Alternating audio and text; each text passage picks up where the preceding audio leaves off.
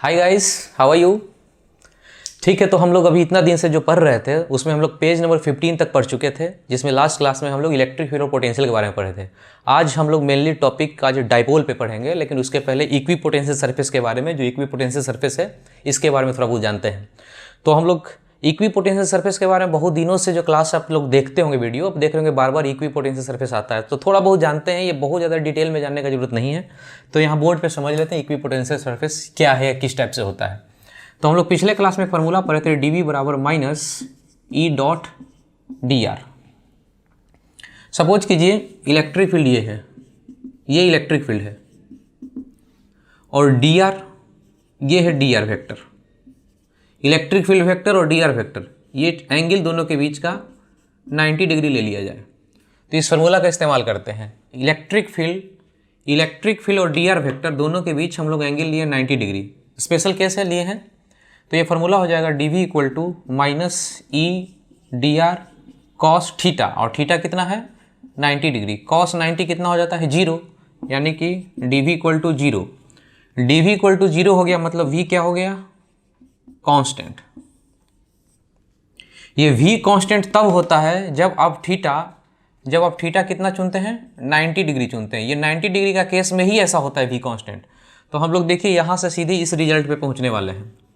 यदि theta 90 degree ले लिया जाए, यहाँ भी 90 है, सब जगह पे 90, वहाँ पे V कैसा होना चाहिए, V कांस्टेंट होना चाहिए, यानी कि सब जगह यहाँ वहाँ V कांस्टेंट होगा, इक्वल होगा, सब पॉइंट पे, सारे पॉइंट पे V कांस्टेंट होगा, मतलब इक्वल होगा। इसीलिए जो सरफेस बनने वाला, ये जो सरफेस बनकर निकलेगा, इस सरफेस का नाम हो गया इक्वी पोटेंशियल सरफेस। अभी इसको यहाँ पे भी देख सकते हैं, जैसे ये इलेक्ट्रिक फील्ड है, ये इलेक्ट्रिक फील्ड है, तो 90 डिग्री पे 90 डिग्री, ये 90 डिग्री सारा है, 90 डिग्री पे कोई सरफेस खींच लिया जाए, सरफेस बना लिया जाए, उस सब सरफेस पे पोटेंशियल कांस्टेंट होगा, और इसी को बोलते हैं इक्वी पोटेंशियल सरफेस। ये सरफेस हो गया, सब जगह पे पोटेंशियल कांस्टेंट होगा, इसको इक्वी पोटेंशियल सरफेस बोलते हैं। दूसरा खींच ले 90 डिग्री से, ये भी, तो ये भी इक्वी पोटेंशियल सरफेस है। ये सारा सरफेस इक्वल पोटेंशियल वाला है, सब जगह पोटेंशियल सेम होगा। यहाँ जैसे सपोज कि यहाँ 10 वोल्ट है, 10 वोल्ट है तो सब जगह 10 वोल्ट होगा, सब जगह 10 वोल्ट होगा। यहाँ यदि 5 वोल्ट होगा तो सब जगह पे, सारे पॉइंट पे 5 वोल्ट होगा, कहीं कोई चेंज नहीं। लेकिन तब होगा जब एंगल 90 डिग्री हो, एंगल तिरछा हो जाए, कोई इस टाइप से एंगल हो जाए, तो उस केस में इक्वी पोटेंशियल नहीं बोलते हैं। इक्वी पोटेंशियल बोलने के लिए थीटा को कितना होना पड़ता है 90 डिग्री, तभी भी कांस्टेंट होता है। तो यही इक्वी पोटेंशियल सरफेस है जो हम लोग बहुत दिनों से क्लास में देखते आ रहे थे। आप पेज नंबर 16 अपने नोट्स में जाएंगे, पेज नंबर 16 पे, और इस सारे नोट्स को पढ़ लीजिए। बहुत आसान पॉइंट है, आप खुद ही से पढ़ लेंगे, सब समझ में आ जाएगा। इस नोट्स के सबसे लास्ट में जाएंगे, वो कुछ पॉइंट है, उसको हम डिस्कस कर देते हैं, वो काम का पॉइंट है। ठीक है, अपने नोट्स में सबसे नीचे में जाएंगे और थोड़ा सा पॉइंट को समझेंगे। पहले आप बोर्ड पे देख लीजिए, समझ लीजिए, उसके बाद आप नोट्स को देखिएगा। जैसे सपोज कीजिए इलेक्ट्रिक फील्ड है, ये पूरा इलेक्ट्रिक फील्ड है, और इसमें किसी मेटल को, जैसे ये मेटल है, कोई भी मेटल हो या कंडक्टर इसको बोलते हैं, इसको अंदर में डालते हैं, देखते हैं क्या होता है। इसके अंदर डाल दें किसी भी मेटल को, तो ये जो इलेक्ट्रिक फील्ड आपको दिख रहा है, ये जो इलेक्ट्रिक फील्ड दिख रहा है, ये इलेक्ट्रिक फील्ड, सब जगह पे इलेक्ट्रिक फील्ड है, बस इसको समझाने के लिए बना है एक। ये इलेक्ट्रिक फील्ड अंदर में ई है, तो मेटल के अंदर में जो फ्री इलेक्ट्रॉन्स है उसको खींच लेगा। फ्री इलेक्ट्रॉन्स करने का मतलब माइनस चार्ज, तो इस माइनस चार्ज पे इलेक्ट्रिक फील्ड ये है, तो ऐसा फोर्स नहीं लगेगा, माइनस है तो ऐसा फोर्स लगेगा। इसके कारण इधर फोर्स लगने के कारण सारा माइनस इधर कलेक्ट हो जाएगा, इधर वाले सरफेस पे, लेफ्ट साइड पे कलेक्ट हो जाएगा। क्योंकि इलेक्ट्रॉन का इधर डिफिशियंसी हो गया है, इधर डिफिशियंसी है, तो इधर चार्ज हो जाएगा प्लस प्लस। इन दोनों चार्ज को इंड्यूस चार्ज बोलते हैं। इंड्यूस चार्ज मतलब दोनों जोड़ दिया जाए तो कोई ओरिजिनल चार्ज नहीं है, दोनों जोड़ देंगे तो जीरो का जीरो ही है। इसको इंड्यूस इसीलिए बोलते हैं क्योंकि ये दोनों जोड़ेंगे, अलग से चार्ज नहीं आया, खुद का चार्ज है, यदि दोनों जोड़ेंगे तो जीरो आ जाना चाहिए। तो इलेक्ट्रिक फील्ड ऐसा था, ये जो इलेक्ट्रिक फील्ड है, इस इलेक्ट्रिक फील्ड के कारण जो इलेक्ट्रॉन है, फ्री इलेक्ट्रॉन्स, उसको खींच लिया, खींचने के कारण इधर माइनस आ गया, इधर डिफिशियंसी हो गया, तो ये प्लस चार्ज हो गया। ठीक है, अभी हम लोग ये इलेक्ट्रिक फील्ड अंदर में ऐसा था इलेक्ट्रिक फील्ड, ये कौन सा इलेक्ट्रिक फील्ड था, ये बाहर वाला। अभी प्लस से माइनस के बीच में एक इलेक्ट्रिक फील्ड होता है, हम लोग जानते हैं, प्लस से माइनस के साइड में एक इलेक्ट्रिक फील्ड होता है ई। तो ये जो इलेक्ट्रिक फील्ड है, प्लस और माइनस जो चार्ज आया है, इसके कारण इलेक्ट्रिक फील्ड इंड्यूस हो गया, ये ई डैश। इस माइनस और पॉजिटिव चार्ज, माइनस और प्लस चार्ज, इसको इंड्यूस चार्ज बोलते हैं। और ये इन दोनों के कारण इस प्लस से माइनस के डायरेक्शन में एक इलेक्ट्रिक फील्ड आए, ई डैश, इसको इंड्यूस्ड इलेक्ट्रिक फील्ड बोलते हैं। ये दोनों मिलकर कितना हो गया? Electric field 0। इधर का इलेक्ट्रिक फील्ड और इधर का इलेक्ट्रिक दोनों इलेक्ट्रिक फील्ड एक दूसरे को खत्म कर देगा, और इलेक्ट्रिक फील्ड अंदर में, मेटल के अंदर में इलेक्ट्रिक फील्ड कितना हो जाएगा? बिल्कुल 0 हो जाएगा। तो ये चीज़ होने में, यानी ये दोनों बराबर होने में, जितना 10 था ये 10 होने में बिल्कुल ही समय नहीं लगता, मिली सेकेंड में तुरंत हो जाता है। जैसे ही किसी मेटल को अंदर में डालेंगे, तुरंत ये दोनों हो जाएगा। तुरंत इलेक्ट्रिक फील्ड था, ये इलेक्ट्रिक फील्ड आ जाएगा अचानक से, ये दोनों कट के कितना हो जाएगा? 0। तो हम लोग एक प्रॉपर्टी पर है मेटल का, कोई भी मेटल या कंडक्टर हो, उसके अंदर इलेक्ट्रिक फील्ड बिल्कुल नहीं होगा, 0 हो जाएगा। यदि किसी इलेक्ट्रिक फील्ड में डाल दें, जैसे ये इलेक्ट्रिक फील्ड है, इसके अंदर डाल दें, तभी भी एक उल्टा डायरेक्शन में इंड्यूस इलेक्ट्रिक फील्ड आता है, और ये दोनों एक दूसरे को खत्म करके अंदर में फाइनली 0 ही कर देगा। ठीक है, अभी एक फार्मूला पढ़े थे, dV बराबर minus E dot D R. Electric field यदि 0 हो जाए तो dV कितना हो जाएगा? ये भी 0। dV 0 मतलब V क्या हो जाएगा? कांस्टेंट। V कांस्टेंट को ही क्या बोला करते हैं? इक्विपोटेंशियल सरफेस बोला करते हैं। तो यहाँ पे देखिए क्या हो गया, इलेक्ट्रिक फील्ड 0 है, इलेक्ट्रिक फील्ड 0 के कारण पोटेंशियल कैसा आ जा रहा है? कांस्टेंट आ रहा है। यानी कि जो मेटल है, इसके अंदर में सब जगह पे, सभी पॉइंट पे पोटेंशियल कैसा है? कांस्टेंट है। मतलब कि पूरा का पूरा मेटल इक्विपोटेंशियल सरफेस की तरह बन जाता है। तो ये 2 पॉइंट है, जो अगला चैप्टर गौसला है, इसमें बहुत मदद होगा मेटल के बारे में। मेटल या कंडक्टर का 2 प्रॉपर्टी है, जिसको अच्छे से जानेंगे। तीसरा एक और प्रॉपर्टी है, जो कि हम लोग अगले चैप्टर में जानेंगे, गौसला में जानेंगे। तो अभी हम लोग यहाँ पे देखिए मेटल का क्या क्या लोग सीखे, नोट्स में देखिए सब कुछ लिखा हुआ है। मेटल का 2 प्रॉपर्टी, किसी भी मेटल को, जैसे एल्युमिनियम का है, इस मेटल को यदि इलेक्ट्रिक फील्ड में डाल दें या नहीं भी डालें, अंदर में हर हाल में इलेक्ट्रिक फील्ड कितना होना चाहिए? हर हाल में इलेक्ट्रिक फील्ड 0 होना चाहिए। और इलेक्ट्रिक फील्ड 0 है तो यहाँ पे डेरिवेशन आप देख रहे हैं, पोटेंशियल कैसा आना चाहिए? कांस्टेंट आ जाना चाहिए। यानी ये पूरा का पूरा इक्विपोटेंशियल सरफेस बोला जाएगा। कहने का मतलब इसके हर एक पॉइंट पे, हर जगह पे पोटेंशियल कितना होगा? सेम होगा, कांस्टेंट होगा, इसलिए इसको इक्विपोटेंशियल सरफेस बोलते हैं। ठीक है, आप देख लीजिए नोट्स में सारा पेज नंबर 16 पे लिखा हुआ है। ठीक है, तो हम लोग इलेक्ट्रिक डाइपोल स्टार्ट करते हैं और इसमें देखते हैं क्या क्या पढ़ना है। सपोज कीजिए कि 2 चार्ज है, -q और +q, दोनों के बीच कुछ सेपरेशन है। तो इस तरह का कॉम्बिनेशन जिसमें 2 चार्ज इक्वल एंड अपोजिट, ये ध्यान रखना है कि इक्वल एंड अपोजिट होना चाहिए, एक माइनस और एक प्लस, लेकिन दोनों का मैग्नीट्यूड बराबर होना चाहिए, q q। जब 2 ऐसा चार्ज इक्वल एंड अपोजिट, एक स्मॉल सेपरेशन से, ये जो डिस्टेंस है ये छोटा होना चाहिए, स्मॉल होना चाहिए, ऐसा कुछ कॉम्बिनेशन बनता है, इस तरह का कॉम्बिनेशन, तो इसको डाइपोल बोला जाता है। ठीक है, तो इस तरह का जो कॉम्बिनेशन है इक्वल एंड अपोजिट चार्ज का, लेकिन सेपरेशन स्मॉल रहना चाहिए। हमेशा बात का ध्यान रखना है कि जो डी है ये बहुत ही छोटा होना चाहिए, तभी ऐसे कॉम्बिनेशन को डाइपोल कहते हैं। और उसमें एक टर्म हम लोग को पढ़ना है, डाइपोल मोमेंट, पी, उसको लिखते हैं पी, उसका फॉर्मूला होता है क्यू डी। डाइपोल मोमेंट का फॉर्मूला हो पी बराबर क्यू इंटू डी। क्यू क्या हो गया? क्यू हो गया इन दोनों में से कोई एक चार्ज का मैग्नीट्यूड, कोई भी ले लेंगे, और डी हो गया इन दोनों का सेपरेशन। लेकिन डाइपोल मोमेंट एक वेक्टर क्वांटिटी है, इसका वेक्टर है तो यहाँ पे भी वेक्टर लगाना पड़ेगा। ये हो गया डाइपोल मोमेंट का फॉर्मूला, पी बराबर क्यू डी। पी का डायरेक्शन वही होगा, जो डी का डायरेक्शन होगा, और डी जो वेक्टर है, ये तो डिस्टेंस ठीक है, इन दोनों के बीच डिस्टेंस डी है, लेकिन डी वेक्टर क्या है, इसका डायरेक्शन कैसे लेंगे? तो इसका डायरेक्शन लेंगे माइनस से प्लस के साइड में। ये हो गया डी का डायरेक्शन, ये हो गया डी वेक्टर का डायरेक्शन। तो डी का डायरेक्शन माइनस से प्लस के डायरेक्शन में है, और अभी भी पढ़े कि जो डी का डायरेक्शन होगा वही पी का होगा। तो पी का भी डायरेक्शन कैसा हो गया? माइनस से प्लस। तो अलग से डायग्राम बनाना हो तो हम लोग ऐसे कर सकते हैं, 2 चार्ज है, -q +q, और इसका इस डायरेक्शन में होगा ये पी वेक्टर। पी हो गया डाइपोल मोमेंट। डाइपोल मोमेंट को डिफाइन कैसे कर रहे हैं? पी, इस पी को ऐसे डिफाइन कर रहे हैं, क्यू इंटू डी। क्यू हो गया कौन सा? ये चार्ज, और डी हो गया ये डिस्टेंस। तो एक बार बोर्ड पे देखिए हम लोग क्या क्या डिस्कशन किए, अपने नोट्स में भी देख सकते हैं। नोट्स में पेज नंबर 17 पे जाइए और डाइपोल मोमेंट के बारे में डिस्कस किया हुआ है, एक बार देखिए बोर्ड पे। ठीक है, तो हम लोग आगे बढ़ते हैं। अब जैसे सपोज कीजिए 2 चार्ज है, -q +q, इन दोनों के बीच का डिस्टेंस है 1 सेंटीमीटर या फिर 10 सेंटीमीटर, सपोज कीजिए 10 सेंटीमीटर, और यहाँ पे जाके हम 50 सेंटीमीटर दूर जाकर इससे कुछ कुछ हम लोग पढ़ाई करें। एक केस ये और दूसरा केस ये, -q + q, दोनों का बीच का डिस्टेंस 10 सेंटीमीटर, और दूसरा हम लोग कहीं भी जाके पढ़ें वो डिस्टेंस हो यहाँ से बहुत सारा जीरो, इतना सेंटीमीटर। तो हम लोग देखिए इस केस में जितना ये डिस्टेंस है उसी के कंपेयर में ये डिस्टेंस है, 10 है तो 50 है, बहुत ज़्यादा का अंतर नहीं है। दूसरा देखिए सिचुएशन जिसमें ये 10 है तो ये बहुत ज़्यादा है, बहुत ज़्यादा, बहुत दूर है। तो हम बोलेंगे कि जब यहाँ से कोई आदमी खड़ा होकर देखे तो ये दूरी बहुत ही छोटा दिखेगा 10, यानी कि इन दोनों ही केस में सिचुएशन देखें, यहाँ पे कोई आदमी खड़ा हो, एक बार यहाँ पे आदमी खड़ा हो, इसके लिए दूरी बहुत ज़्यादा छोटा नहीं है, पर इस आदमी के लिए जो कि इतना दूर खड़ा है उसके लिए ये जो डिस्टेंस है बहुत ही छोटा है।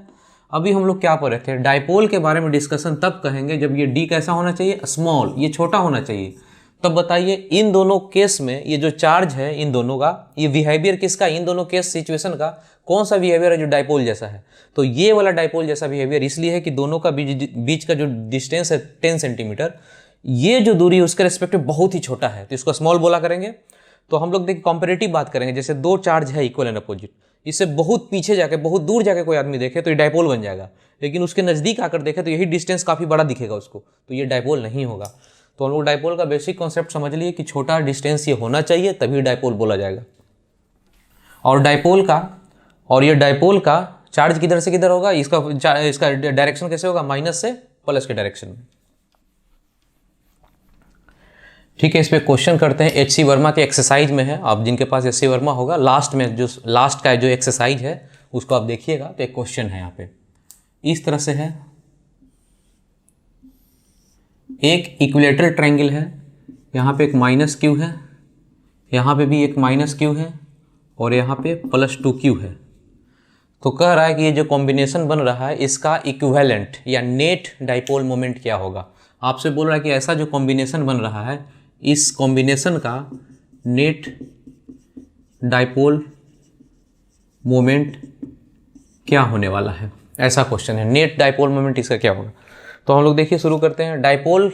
डाइपोल मोमेंट तो बाद में निकालेंगे, पहले डाइपोल कहते किसको हैं, कहते हैं जब माइनस और प्लस दो चार्ज इक्वल एंड अपोजिट होना चाहिए, और वो भी का दोनों के बीच सेपरेशन बहुत ज़्यादा नहीं होना चाहिए, बहुत ही छोटा होना चाहिए, तो ऐसे कॉम्बिनेशन को डाइपोल बोलते हैं।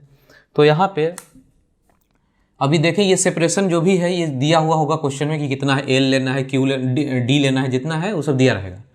अभी हमको देखना है कि इक्वल एंड अपोजिट बन रहा है कि नहीं। यहाँ -q है और यहाँ +2q है, इक्वल एंड अपोजिट तो नहीं बना, यहाँ q है यहाँ 2q है। तो हम लोग इसको दो भाग में तोड़ सकते हैं, इस 2q को बोल सकते हैं +q, ये 2q को हम लोग दो भाग में तोड़ दिए। अब देखिए -q और +q के बीच एक डाइपोल बन गया, और यहाँ भी माइनस और प्लस के बीच में एक और डाइपोल बन गया, दो डाइपोल बन गया। अब कह रहा है कि नेट डाइपोल मोमेंट पूरे कॉम्बिनेशन का, पूरे सिस्टम का कितना होगा। तो टोटल डाइपोल आपको क्या दिखता है, इन दोनों के बीच एक डाइपोल बना, इन दोनों के बीच एक डाइपोल, इन दोनों के बीच भी बना, क्या नहीं, माइनस माइनस नहीं होना चाहिए, इक्वल एंड अपोजिट, ये माइनस है तो इसको प्लस होना चाहिए था, तो ये दोनों डाइपोल नहीं बनाता, लेकिन ये दोनों डाइपोल बन गया। तो इन दोनों के बीच रिजल्टेंट या फिर इन दोनों के बीच एक जो डाइपोल मोमेंट होता है उसको P बोला करते हैं, ऐसा बोलते हैं P। फिर इन दोनों के बीच एक डाइपोल बनेगा, उसको भी P बोलते हैं। और P का फार्मूला हमको पता है, P बराबर होता है Q इंटू डी।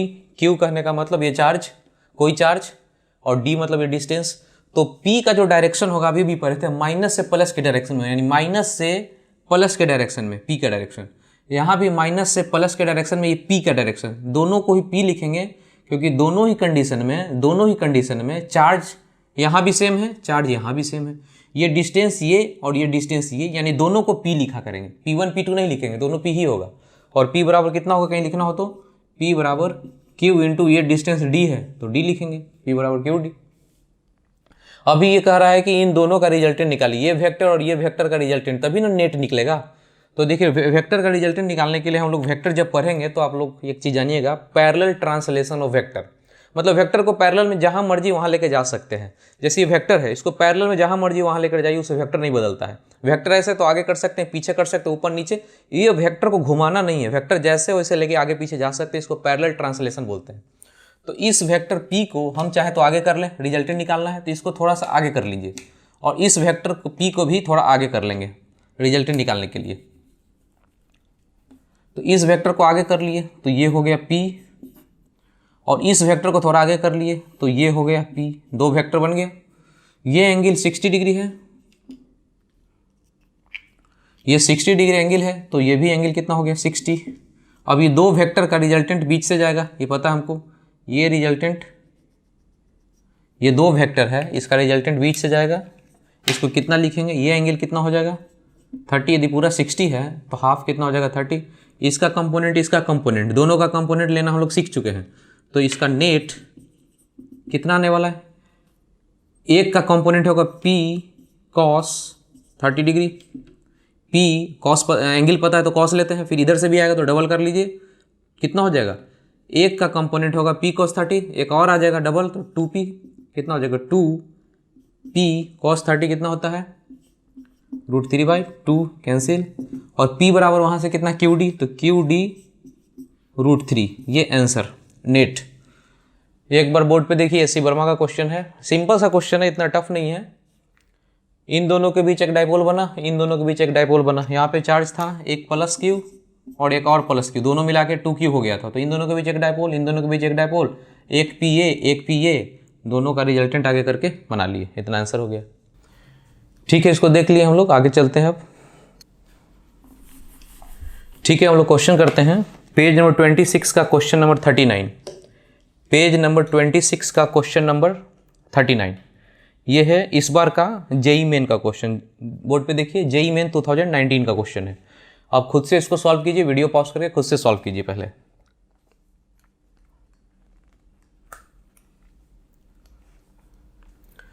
क्वेश्चन में इस तरह से डायग्राम बनता हुआ दिख रहा है, वाई एक्सिस है, एक्स एक्सिस, यहाँ पे है चार्ज -2Q, यहाँ +Q और यहाँ भी +Q, सबका लेंथ L है। अभी क्या है, इसका कह रहा है कि कॉम्बिनेशन का determine the electric dipole of the system, ये जो सिस्टम दिख रहा है उसका डायपोल टोटल निकालना है।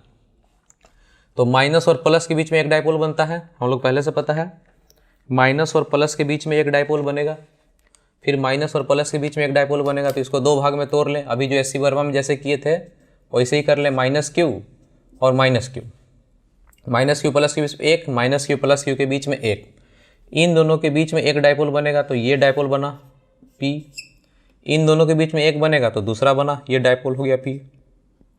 चाहे तो पूरा वेक्टर बना सकते हैं, यहाँ से यहाँ तक वेक्टर बना सकते हैं, यहाँ से यहाँ बना सकते हैं, लेकिन उसका ज़रूरत नहीं, हमको रिजल्टेंट निकालना है। इन दोनों के बीच कोई डायपोल बनेगा, नहीं बनेगा, दोनों सेम ही है, नहीं बनेगा। ऐसा ही तो क्वेश्चन अभी एससी वर्मा का कर रहे थे, सेम ही क्वेश्चन है।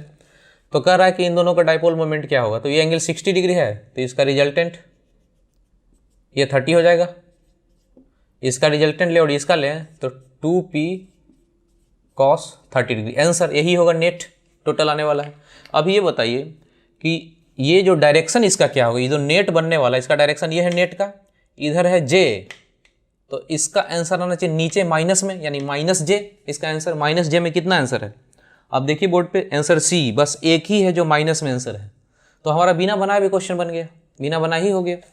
अभी यहाँ पे बनाना हो तो सॉल्व कर सकते हैं। यही सब का ध्यान रखना है कि बहुत सारा क्वेश्चन है जिसको बिना बनाए ही बनाया जा सकता है एग्जाम में, लेकिन हम लोग जब एग्जाम में जब क्वेश्चन सॉल्व करना शुरू करते हैं तो माइंड में इतना प्रेशर होता है कि हम लोग देखते नहीं है सोल्यूशन, या फिर उसके ऑब्जेक्टिव क्वेश्चन है तो उसका फिर मल्टीपल चॉइस को देखते ही नहीं है, हम लोग डायरेक्ट बनाने लगते हैं। तो आप एक बार ऑप्शन को देखिए ताकि आपका दिमाग थोड़ा क्लिक करे।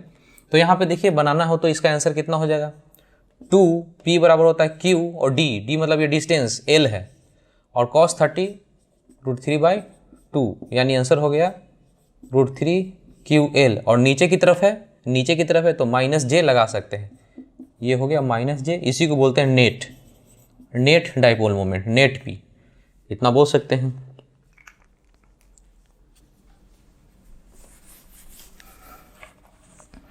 ठीक है, हम लोग नेक्स्ट क्वेश्चन करते हैं, पेज नंबर 46 का क्वेश्चन नंबर 47, पेज नंबर 46 का क्वेश्चन नंबर 47, ये है नीट का मेडिकल का आया हुआ क्वेश्चन है, 2007 में आया हुआ है, AIPMT जिसको पहले बोला करते थे। पेज नंबर 46 का क्वेश्चन नंबर 47, 2007 मेडिकल का आया है। इसको खुद से वीडियो पॉज करके जो मेडिकल वाले स्टूडेंट है इसको सॉल्व कीजिए, जेई मेन वाले वो भी सॉल्व कीजिए, आपस में क्वेश्चन सब रिपीट होता रहता है, इसको कीजिए एक बार सॉल्व।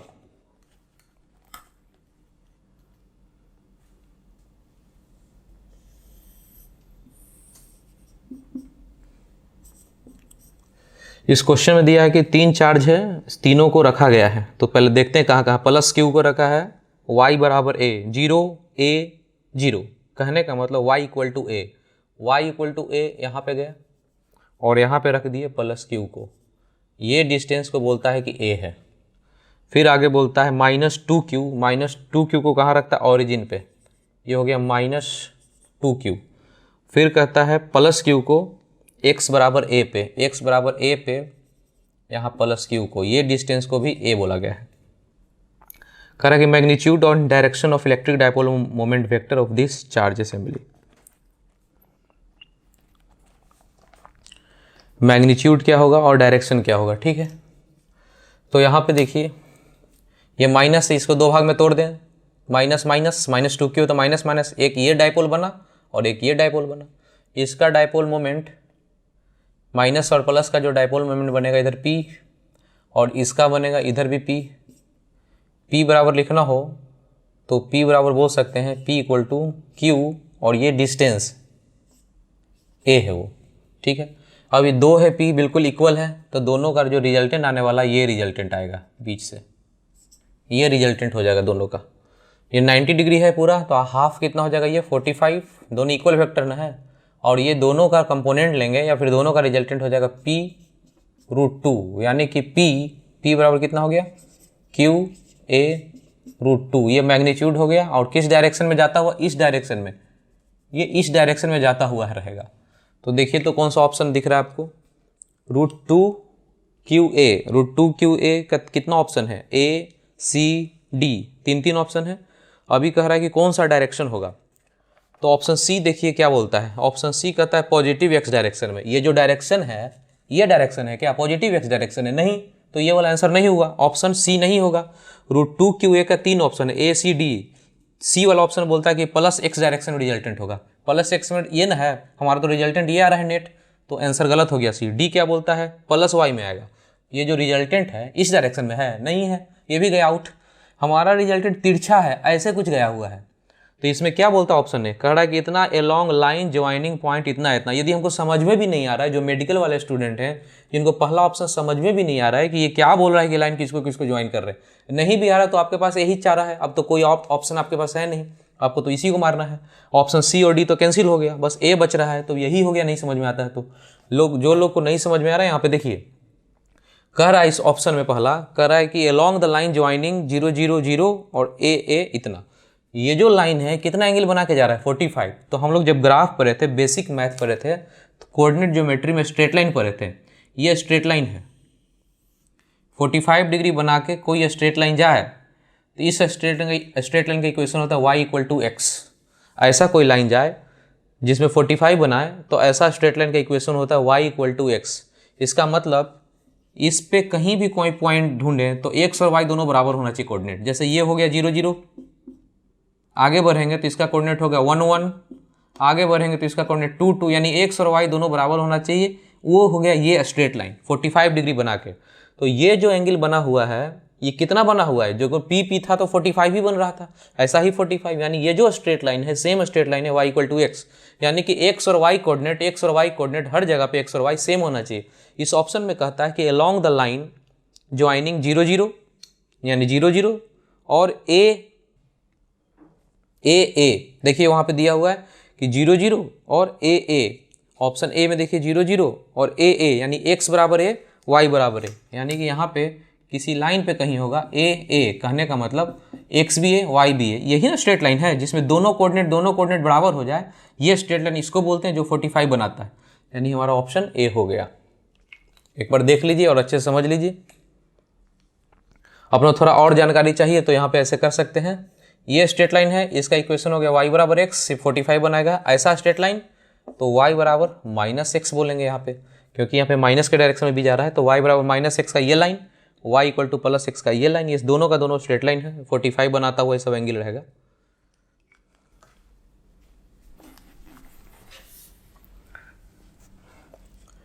ठीक है, हम लोग डाइपोल में आगे बढ़ते हैं। देखते हैं आगे का क्या क्या पॉइंट पढ़ना है हम लोग को।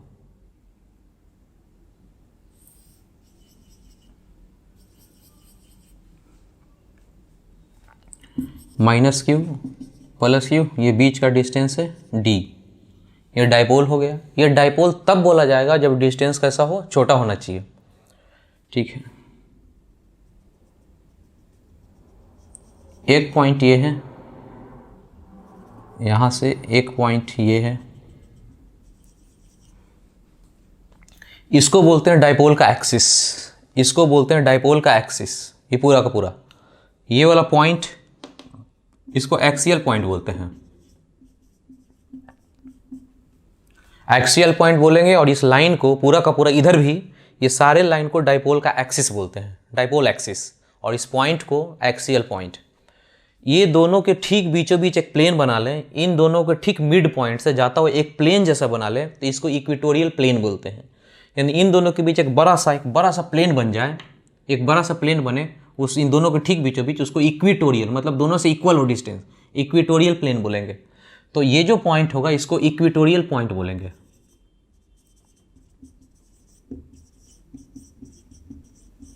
इसको इक्वेटोरियल पॉइंट या इक्वेटोरियल प्लेन बोलेंगे। ठीक है, हमारे सिलेबस में जो सबसे काम का चीज़ है एक्सियल और इक्वेटोरियल, ये दोनों पॉइंट पे इलेक्ट्रिक फील्ड और पोटेंशियल पढ़ना है। तो उसके लिए सबसे पहले डिस्टेंस देख लेते हैं। इसके सेंटर से मिड पॉइंट से, इस सेंटर को ओ बोल सकते हैं आप, इस सेंटर से ये डिस्टेंस, इस सेंटर से ये डिस्टेंस है उसको आर मान लेते हैं, और इस सेंटर से ये डिस्टेंस है इसको भी आर मान लेते हैं। इन दोनों का बीच का डिस्टेंस कितना है, इन दोनों के बीच का डिस्टेंस डी है, इसीलिए डाइपोल मोमेंट हो गया क्यू डी। डाइपोल मोमेंट को डिफाइन किया क्यू डी।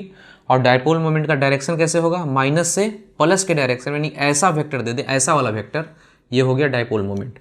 ठीक है, ये आर का डिस्टेंस कौन सा, यहाँ से है क्या, नहीं, आर जो डिस्टेंस लिए यहाँ से, इसके मिड पॉइंट, इन दोनों के मिड पॉइंट है, यानी ओ से ये डिस्टेंस आर है और ये डिस्टेंस भी आर है। ये पॉइंट है एक्सियल, ये इक्वेटोरियल। यहाँ पे हमको जानना है इलेक्ट्रिक फील्ड कितना होगा और पोटेंशियल कितना होगा। ठीक वैसे ही जानना है यहाँ पे इलेक्ट्रिक फील्ड कितना होगा और पोटेंशियल कितना होगा, ये दो चीज़ हमको जानना है। ठीक है, तो आगे हम लोग बढ़ेंगे, उसके पहले आपको सिर्फ ये बताना है कि यहाँ पे इलेक्ट्रिक फील्ड का डायरेक्शन किधर होगा। इसका डायरेक्शन आगे होगा, राइट साइड को होगा, प्लस एक्स में होगा कि माइनस एक्स में होगा। यहाँ बताना इलेक्ट्रिक फील्ड का डायरेक्शन कैसा होगा। तो पहले सबसे पहले यहाँ पे बताते हैं हम लोग। ये देखिए, प्लस चार्ज के कारण इलेक्ट्रिक फील्ड यहाँ बाहर की तरफ होगा और इस माइनस के कारण इलेक्ट्रिक फील्ड अंदर की तरफ होगा। इन दोनों में ये नज़दीक है, इस प्लस के कारण इलेक्ट्रिक फील्ड ऐसा होगा बाहर की तरफ। चूँकि ये प्लस वाला नज़दीक में है, इस पॉइंट के नज़दीक में है, तो ये डोमिनेट करेगा, और ये कमज़ोर होगा, ये डोमिनेट करेगा, मतलब उधर की तरफ इलेक्ट्रिक फील्ड होगा नेट। यहाँ पे इलेक्ट्रिक फील्ड नेट हो गया, ये हो गया इलेक्ट्रिक फील्ड का डायरेक्शन। यहाँ पे बताइए इलेक्ट्रिक फील्ड का डायरेक्शन, माइनस वाला के कारण इलेक्ट्रिक फील्ड नीचे की तरफ, प्लस वाला के कारण इलेक्ट्रिक फील्ड ऊपर की तरफ। एक इलेक्ट्रिक फील्ड ये हो गया और एक इलेक्ट्रिक फील्ड ये हो गया। इन दोनों का, एक इलेक्ट्रिक फील्ड ये और एक इलेक्ट्रिक फील्ड ये, इन दोनों का रिजल्टेंट ये आएगा, तो इसको हटा लीजिए। यानी यहाँ पे इक्वेटोरियल पॉइंट में इलेक्ट्रिक फील्ड का डायरेक्शन ये आएगा। तो दोनों के डायरेक्शन में अंतर है, इधर का डायरेक्शन प्लस एक्स में है और यहाँ पे डायरेक्शन उल्टा है, माइनस एक्स में। अभी यहाँ पे हम लोग को दोनों का वैल्यू लिखना है कि कितना कितना लिखना है। तो पोटेंशियल, यहाँ पे इलेक्ट्रिक फील्ड कितना होगा और पोटेंशियल कितना होगा, इस पॉइंट पे, इक्वेटोरियल पॉइंट पे पोटेंशियल कितना हो जाएगा, जीरो हो जाएगा। देखिए कैसे, ये डिस्टेंस और ये डिस्टेंस दोनों सेम है, ये इक्वेटोरियल है, बिल्कुल बीच का लाइन है, तो ये डिस्टेंस और ये डिस्टेंस दोनों तो सेम हो गए। और ये माइनस के कारण जो आएगा प्लस के कारण भी उतना ही आएगा। ये प्लस के कारण और माइनस के कारण मैग्नीट्यूड में तो दोनों सेम रहेगा, तो प्लस वाला माइनस वाला खत्म हो जाएगा, पोटेंशियल कितना हो जाएगा, कट के जीरो हो जाएगा। अब यहाँ पे इलेक्ट्रिक फील्ड चाहिए, तो इलेक्ट्रिक फील्ड का जो फॉर्मूला है डेराइव करके आएगा, इसके कारण निकालेंगे ये कंपोनेंट दोनों का आंसर करेंगे फाइनल। तो आपको बस ध्यान रखना है, जो नीट का तैयारी कर रहे हैं या जेईई मेन का तैयारी कर रहे हैं, उनको रिजल्ट कैसे आया उस पर काम नहीं करना। जो बोर्ड का तैयारी करते हैं वो डेराइव करेंगे कि माइनस के कारण ऐसा होगा, प्लस के कारण ऐसा होगा, दोनों का रिजल्टेंट इस तरह से आएगा। बस हम लोग को डायरेक्ट जानना है, जो नीट का एंट्रेंस का तैयारी कर रहे हैं, इलेक्ट्रिक फील्ड का जो फॉर्मूला आने वाला है K/P/R3।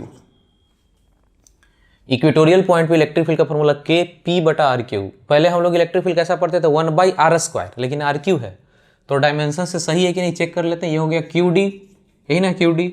डी हो गया लेंथ में और ये भी एक लेंथ है, तो इसमें से कटेगा एक लेंथ, इससे कटेगा तो आर का स्क्वायर ही ना बनेगा, लेंथ का स्क्वायर ही बनेगा, तो डायमेंशन से सही है। इसका फॉर्मूला हो गया के पी बटा आर क्यू। यहाँ पे आ जाइए इलेक्ट्रिक फील्ड पोटेंशियल का फॉर्मूला। तो इलेक्ट्रिक फील्ड का फॉर्मूला यहाँ होगा इसका डबल, ये जितना आया है उसका दुगना कर लेना है, यानी कि के 2p बाई आर क्यू, जो भी आंसर आया इसका दुगना कर लेना है यहाँ। और पोटेंशियल ऐसा ही, इतना ही या फिर इसका आधा, के पी बाई आर स्क्वायर। यहाँ पे देखिए ध्यान, इलेक्ट्रिक फील्ड में आर क्यू है, इलेक्ट्रिक फील्ड में पहले क्या होता था 1 बाई आर स्क्वायर, तो पोटेंशियल में 1 बाई आर होता था, यानी एक पावर कम होता है। तो यहाँ इलेक्ट्रिक फील्ड में आर क्यू है तो पोटेंशियल में पावर एक कम कर देंगे तो आर स्क्वायर बोलेंगे। तो यहाँ पे बोर्ड पे देखना है, ये दो फार्मूला आपको आ गया, यहाँ इलेक्ट्रिक फील्ड पोटेंशियल का और यहाँ भी इलेक्ट्रिक फील्ड और पोटेंशियल का। ये हो गया एक्सियल पॉइंट पे सारा फार्मूला और ये हो गया इक्वेटोरियल पॉइंट पे। एक बार बोर्ड पे देखिए इस सिचुएशन को, और अपने नोट्स में एक साथ नहीं लिखा, अलग अलग लिखा है, तो अब नोट्स में चाहें तो इस डायग्राम को आप बना सकते हैं अलग से, नोट्स में बनाइएगा, अलग मत बनाइएगा। नोट्स यदि होगा आपके पास तो इसको बना लीजिए। अभी हम लोग आगे थोड़ा सा बढ़ते हैं, इसमें देखेंगे कुछ काम का चीज़ इस आर के बारे में, कि ये जो आर है वो बहुत ही बड़ा लिया गया इस डी से। ये जो डिस्टेंस दोनों के बीच का, ये जो डी है, इस डी से बहुत ही बड़ा लिया गया है। देखिए यहाँ पे इसका मतलब क्या हुआ कि ऐसा यदि नहीं लिखा हुआ रहे तो ये हो गया डी डिस्टेंस, और ये जो डिस्टेंस आर ले रहे हैं या ये आर ले रहे हैं, कुछ भी हो सकता है। तो जब ये डी दूरी जब तक छोटा नहीं हो जाए तब तक उसको हम लोग डाइपोल नहीं बोलते हैं। जब तक ये स्मॉल डिस्टेंस नहीं हो तब तक इसको डाइपोल नहीं बोला जाता है। ये कंडीशन यदि लग जाए कि आर यहाँ से जो आर चुन रहे हैं या यहाँ से ये जो आर चुन रहे हैं वो डी से बहुत बड़ा है, तो डी तो अपने आप छोटा हो गया। जब डी छोटा हो जाए, ये डिस्टेंस छोटा हो जाए, तभी हम लोग डाइपोल बोलेंगे। और डाइपोल जब बोलेंगे तो इस फार्मूला का इस्तेमाल करेंगे इलेक्ट्रिक फील्ड पोटेंशियल का। इलेक्ट्रिक फील्ड पोटेंशियल का याद रखेंगे, डाइपोल में जो फार्मूला होता है क्यू के फॉर्म में नहीं होगा, पी के फॉर्म में। पी मतलब डाइपोल मोमेंट क्यू डी, और यहाँ भी पी है।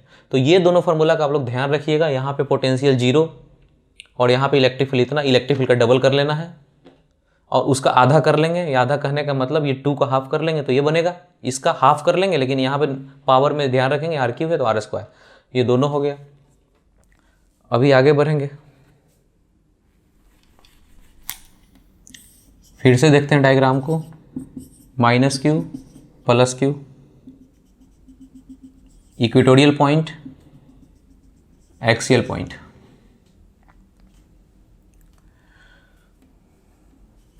यहाँ पे इलेक्ट्रिक फील्ड का डायरेक्शन बताइए और यहाँ पे इलेक्ट्रिक फील्ड, एक्सियल पॉइंट है। तो यहाँ पे इलेक्ट्रिक फील्ड का डायरेक्शन, पी का डायरेक्शन कैसा हो गया, ऐसा है पी का डायरेक्शन, माइनस से प्लस के डायरेक्शन में। यहाँ पे इलेक्ट्रिक फील्ड का डायरेक्शन यही हो गया और यहाँ पे इलेक्ट्रिक फील्ड का डायरेक्शन ये हो गया। हम ऐसा बोलेंगे ये और ये इलेक्ट्रिक फील्ड दोनों अपोजिट है डायरेक्शन में। ये इलेक्ट्रिक फील्ड पी के डायरेक्शन में है, पी का जो डायरेक्शन है उसी के डायरेक्शन में है, और ये इलेक्ट्रिक फील्ड पी के अपोजिट डायरेक्शन में है। तो एनसीईआरटी में डायरेक्शन के फॉर्म में कुछ कुछ लिखा हुआ है, तो हम लोग देख लेंगे। इलेक्ट्रिक फील्ड का फॉर्मूला है, यहाँ पे है के 2p बाई आर क्यू, और यहाँ पे इलेक्ट्रिक फील्ड का फॉर्मूला है के पी बटा आर क्यू। जो इतना आया है उसका डबल कर लेना था यहाँ। अभी वेक्टर के फॉर्म में लिखना है, तो वेक्टर यदि लगाना है तो यहाँ पे बोल सकते हैं जो पी का डायरेक्शन है उसी डायरेक्शन में इलेक्ट्रिक फील्ड है, यानी कि इलेक्ट्रिक फील्ड और पी का डायरेक्शन दोनों सेम है। ये हो गया फॉर्मूला वेक्टर के फॉर्म में। यहाँ पे पी का जो डायरेक्शन है इलेक्ट्रिक फील्ड का उल्टा डायरेक्शन है, तो यहाँ पे इलेक्ट्रिक फील्ड वेक्टर लिखना है तो पी नहीं लेके पी के आगे में माइनस लगा देंगे, माइनस पी। इन दोनों में अंतर देखिए, यहाँ पे इलेक्ट्रिक फील्ड का डायरेक्शन वही होगा जो पी का डायरेक्शन है, और यहाँ पे जो इलेक्ट्रिक फील्ड का डायरेक्शन होगा पी का उल्टा। पी ये है तो पी का उल्टा मतलब माइनस पी। तो ये वेक्टर फॉर्म में भी है, चाहे तो आप नोट्स में लिख लीजिए, एनसीईआरटी में इस तरह से लिखा हुआ है, ज़रूरत है कि आपको ज़रूरत पड़ेगा। आप चाहे तो वेक्टर फॉर्म में भी लिख सकते हैं। चलिए बोर्ड पे देखिए, इन दोनों के कारण यहाँ पे हम लोग पढ़ लिए इलेक्ट्रिक फील्ड पोटेंशियल, इसको एक्सियल पॉइंट बोले। इन दोनों के कारण यहाँ पर इसको इक्वेटोरियल पॉइंट बोले। अभी हम लोग इन दोनों पॉइंट के अलावा एक जनरल पॉइंट भी हो सकता है कोई, इस पॉइंट को जनरल पॉइंट बोलते हैं। ये हो गया इक्वेटोरियल, ये एक्सियल और ये जनरल पॉइंट। जनरल पॉइंट में सारे का सारे डिस्टेंस हम लोग ओ से नापते थे, मिड पॉइंट से। ये दोनों का मिड पॉइंट से आर, ये आर और ये भी डिस्टेंस आर, यहीं से। तो अभी हम लोग को यहाँ पे इलेक्ट्रिक फील्ड और पोटेंशियल यहाँ भी हो सकता है पूछे, लेकिन ये क्वेश्चन जनरली नहीं पूछा जाता है, ये बस बुक में लिखा रहेगा, आपको सिलेबस में इतना क्वेश्चन रहता नहीं है। आप चाहें तो किसी भी बुक से देख लें, हमारे नोट्स में पेज नंबर 17 पे जाइएगा तो यहाँ पे जनरल पॉइंट पे लिखा हुआ है सब कुछ। बस जो काम का चीज़ है यहाँ से क्या एग्जाम में पूछा जाता है उसको बस बताते हैं। इसके कारण डिस्टेंस आर है, मान लेते हैं कि एंगल कुछ थीटा है। तो देखिए माइनस के कारण यहाँ पे यदि इलेक्ट्रिक फील्ड चेक करें, ये लाइन को पूरा बना लेते हैं इस तरह से, माइनस के कारण इलेक्ट्रिक फील्ड चेक करें तो ऐसे होगा, और प्लस के कारण चेक करें इलेक्ट्रिक फील्ड तो कुछ ऐसा होगा। इन दोनों का रिजल्टेंट इलेक्ट्रिक फील्ड ऐसा कुछ होगा, मान लेते हैं, इसको हटा लेते हैं। अब दोनों का रिजल्टेंट ये हो गया, ये नेट इलेक्ट्रिक फील्ड का डायरेक्शन है। सपोज कीजिए कि ये जो नेट इलेक्ट्रिक फील्ड का डायरेक्शन, ये अल्फा एंगल बनाया इस लाइन से, इस एक्सिस से अल्फा एंगल बनाया। तो इन दोनों, ये थीटा और अल्फा के बीच एक रिलेशन है, इस थीटा और अल्फा के बीच एक रिलेशन है, बस उतना को जानना है, ज़्यादा नहीं जानना है। वो है tan अल्फा बराबर tan थीटा बाई 2। बस एक बार अच्छे से देख लीजिए, ये अल्फा कौन सा अल्फा है, ये जो लाइन गया हुआ है एक्सिस, इससे ये जो नेट इलेक्ट्रिक फील्ड का डायरेक्शन है अल्फा, ये जो इन दोनों के कारण, ये माइनस के कारण इलेक्ट्रिक फील्ड ऐसा, प्लस के कारण इलेक्ट्रिक फील्ड ऐसा, दोनों का रिजल्टेंट ये बना, यानी नेट, इस डाइपोल के कारण जो नेट इलेक्ट्रिक फील्ड बना, इस एक्सिस से कितना एंगल बनाता है, अल्फा। तो ये अल्फा और ये थीटा, इन दोनों के बीच का रिलेशन है इस तरह से, tan अल्फा बराबर tan थीटा बाई 2। नोट्स में इसको लिख लीजिएगा।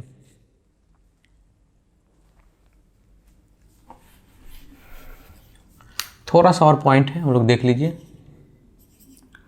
Minus Q plus Q, plus Q minus Q, ये हो गया एक्सियल पॉइंट, ये हो गया एक्सियल पॉइंट। दोनों डायपोल में फ़र्क देखिए, माइनस है प्लस इधर है, डायपोल मोमेंट ऐसा है, इसमें डायपोल मोमेंट ये है P, इसमें माइनस प्लस ऐसा, इसमें डायपोल मोमेंट ये है। यहाँ पे इलेक्ट्रिक फील्ड का मैग्नीट्यूड तो वही होगा, यहाँ भी वही होगा मैग्नीट्यूड, पर डायरेक्शन क्या होगा, इसका डायरेक्शन प्लस डोमिनेट करेगा तो ऐसा होगा। और हम लोग पढ़े थे इलेक्ट्रिक फील्ड का डायरेक्शन वही होगा जो P का डायरेक्शन होता है। यहाँ पे P का डायरेक्शन ऐसा है, माइनस क्यू यहाँ पे डोमिनेट करेगा, प्लस से दूर है ना, प्लस से दूर है, माइनस नज़दीक है, यानी इलेक्ट्रिक फील्ड का डायरेक्शन ऐसा होगा। ठीक है, ये तो डायरेक्शन का बात हो गया। अभी हम लोग पोटेंशियल का बात करें। यहाँ पे देखते हैं, यहाँ पे यदि पोटेंशियल लिखना और यहाँ पोटेंशियल लिखना हो तो यहाँ पोटेंशियल होगा प्लस के कारण माइनस के कारण, डोमिनेट कौन करेगा, प्लस वाला, यानी आंसर प्लस में आना चाहिए। और यहाँ पे डोमिनेट कौन करेगा, माइनस वाला, यानी माइनस में आंसर आना चाहिए। इसका प्लस में आंसर आएगा K P/r²। और ये पोटेंशियल माइनस के कारण आएगा, डोमिनेट करेगा तो माइनस में आंसर, इसी का मैग्नीट्यूड में माइनस कर देना है, Kp/r²। तो नोट्स में आप लोग इसको लिख दीजिएगा। डाइपोल वाले में इसको नहीं लिखा हुआ है कि प्लस वाले के कारण ये प्लस डोमिनेट करेगा, तो यहाँ डाइपोल पे प्लस में आंसर आएगा एक्सियल पॉइंट पे, और ये माइनस नज़दीक में रहेगा तो माइनस में यहाँ पे आंसर आएगा, माइनस Kp/r²। इसको एक बार लिख लीजिए।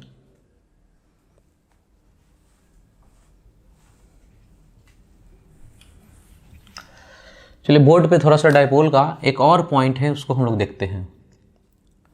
जैसे सपोज कीजिए कि डाइपोल है माइनस क्यू प्लस क्यू, ये डिस्टेंस कुछ था, थोड़ा सा और नज़दीक किए, इस डिस्टेंस को थोड़ा सा और नज़दीक किए तो ये डायग्राम बिल्कुल इस तरह से बन गया,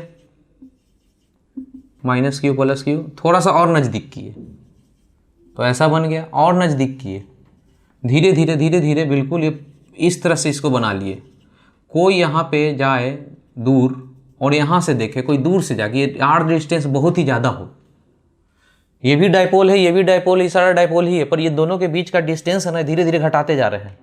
घटाते घटाते एक समय ऐसा हो जाएगा, दोनों घटते घटते घटते बिल्कुल एक साथ लगभग आ जाएगा, लगभग एक आ जाएगा। अब कोई आदमी यहाँ से, कोई आदमी बहुत दूर से खड़ा होकर देखे कोई आदमी, तो इसको नहीं लगता ये दोनों पॉइंट एक ही जगह लगेगा। तो ऐसे डाइपोल को, इस तरह से डाइपोल को, इसको बोलते हैं पॉइंट डाइपोल। इसके लिए पॉइंट डाइपोल बोलेंगे तब जब ये दोनों के बीच का जो डिस्टेंस है d स्मॉल तो होना ही चाहिए था पहले भी, इस केस में भी डिस्टेंस स्मॉल होना चाहिए था, तभी डाइपोल बोलते। लेकिन स्मॉल होते होते d जो है, ये d इतना स्मॉल हो जाए कि d टेंस टू कैसा हो जाए, 0 के लगभग, एकदम नज़दीक आ जाए। देखिए एकदम नज़दीक आ जाए तो दूर से कोई आदमी देखेगा तो यही डाइपोल एकदम जगह पे आ जाएगा, एक जगह पे। इस तरह के डाइपोल को जो बहुत ही नज़दीक हो जाए उसको पॉइंट डाइपोल बोलते हैं। फार्मूला वही होगा, फार्मूला में कोई चेंजिंग नहीं होगा, P बराबर QD ही, P बराबर QD जैसे फार्मूला आप इस्तेमाल करते हो वैसे ही। और उसके बाद डाइपोल के कारण इलेक्ट्रिक फील्ड और पोटेंशियल ये जो पढ़े हैं सारा फार्मूला पॉइंट डायपोल का वही होगा जो हम लोग पहले वाले डायपोल में पढ़े थे। तो ध्यान रखिएगा, पॉइंट डायपोल कोई बड़ा चीज़ नहीं है, बस पॉइंट डायपोल एक जगह पे आ जाता है, एकदम एक पॉइंट पे आ जाता है, लेकिन सारा फार्मूला यही होता है, P बराबर क्यू डी, और इलेक्ट्रिक फील्ड पोटेंशियल का फार्मूला सारा यही रहेगा पॉइंट डायपोल में।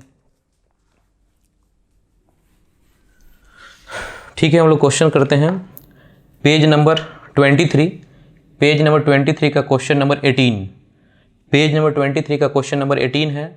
ये है जेई मेन इस बार का 2019 अप्रैल में जो एग्जाम हुआ था। आप बोर्ड पे देखिए इसको और खुद से सॉल्व करने का कोशिश कीजिए।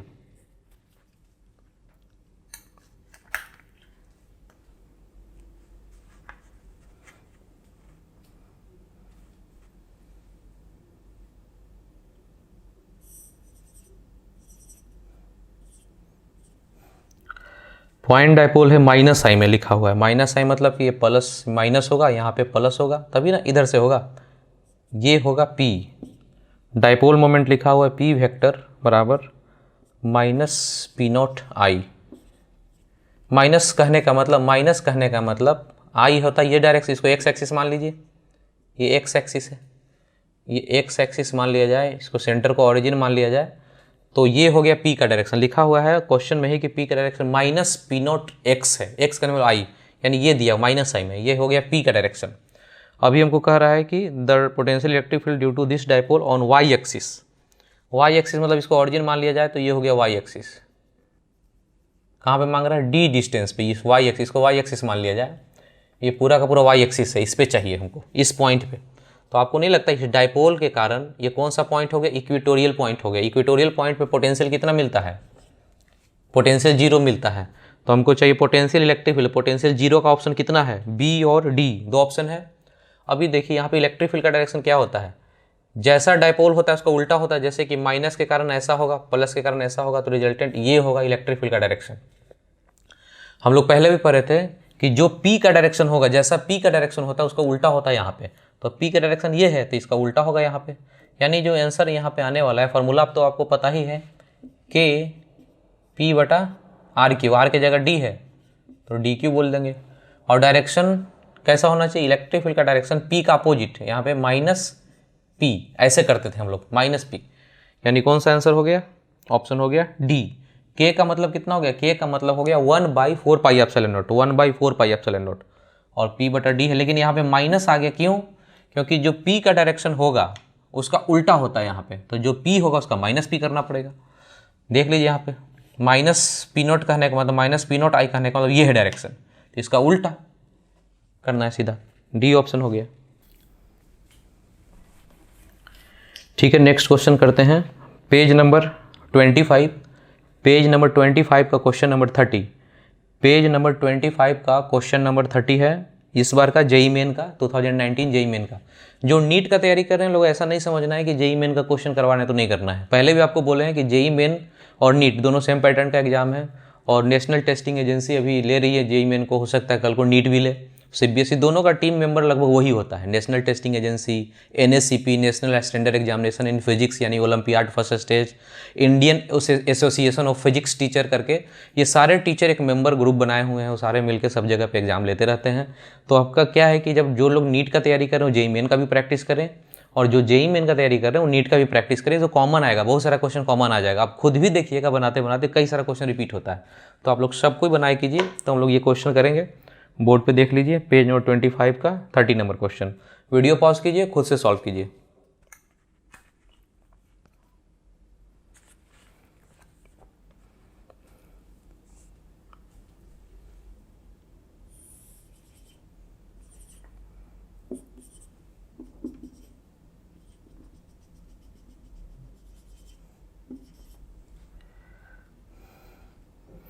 क्वेश्चन में कह रहा है इस तरह से कि दो चार्ज है रखा हुआ है, इन दोनों के बीच कुछ सेपरेशन है, 2a लिखा हुआ, ये ओरिजिन है, ये a और ये भी a है, यानी पूरा दूरी 2a है। फिर आगे बोल रहा है OP, ये P पॉइंट है कुछ, OP ऐसा कुछ है, ये दिया हुआ है कितना? y। ठीक, अब y को लिखा हुआ है कि बहुत ही बड़ा है 2a से, 2a मतलब इस डिस्टेंस से ये जो y है बहुत बड़ा है, ये बहुत बड़ा है, ये डिस्टेंस बहुत बड़ा है, तो ये बहुत छोटा हो गया, बहुत छोटा हो गया तभी तो डायपोल बोलते हैं। ये बहुत बड़ा होना चाहिए, बहुत छोटा होना चाहिए, ये छोटा होने के बाद ही ना इसको डायपोल बोलते हैं। तो ये जो कंडीशन है अलग से कुछ करना नहीं है, इसका मतलब ये कि डायपोल है, ये चार्ज नहीं है, सिर्फ चार्ज नहीं है। क्योंकि इन दोनों के बीच का डिस्टेंस ये 2a, ये डिस्टेंस 2a बहुत ही छोटा है, मतलब ये डायपोल है और ये क्वेश्चन डायपोल का है। ठीक है, आगे बढ़ते हैं। अभी क्वेश्चन में जो बोलता है वैसे वैसे काम करिए। क्वेश्चन में क्या बोलता है, कह रहा है कि ए charge capital Q is placed at P, यानी इस पॉइंट पे एक चार्ज को रख दिए। ठीक, कह रहा है the Q experience electrostatic force F, इसको लगता है फोर्स F।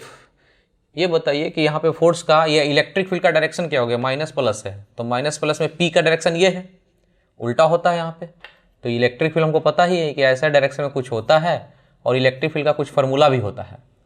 वो कितना होता था, K/P/R/Q। R किसको बोलते थे, ये डिस्टेंस को R बोलते थे। तो ऐसा इलेक्ट्रिक फील्ड हो गया तो इन दोनों का गुना करेंगे तो फोर्स तो लगना ही लगना है, Q × E।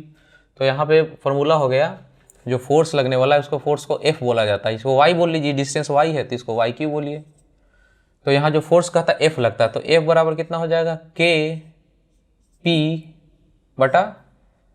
है, Y की जगह YQ, यही हो गया। ये हो गया कितना इलेक्ट्रिक फील्ड, इतना Q, ये हो गया E × Q या Q × E, ये फोर्स लगता है। ठीक है, ऐसा क्वेश्चन बोला हुआ है। आगे बढ़िए, कह रहा है if Q is now move along the equatorial line to P dash, कह रहा है कि अब इस Q को मूव करके कहीं और लेके चले गए, यहाँ पे, यहाँ से यहाँ लेकर चले गए इस तरह से कि OP डैश, यानी कि ये डिस्टेंस अब कितना बच गया है, y/3, ये डिस्टेंस अब बच गया है इतना दूर, y/3। कह रहा है कि अब फोर्स कितना लगेगा। तो अब इस चार्ज पे, जो पहले इस चार्ज पे जो फोर्स लग रहा था ये था, अभी इस चार्ज पे फोर्स लगेगा Q × E। इलेक्ट्रिक फील्ड का तो यही फार्मूला है, Kp/RQ। R कितना होता है, ये डिस्टेंस को R कहते हैं, यानी कि y/3 इसका होल Q। तो कह रहा अब नया फोर्स कितना लगेगा।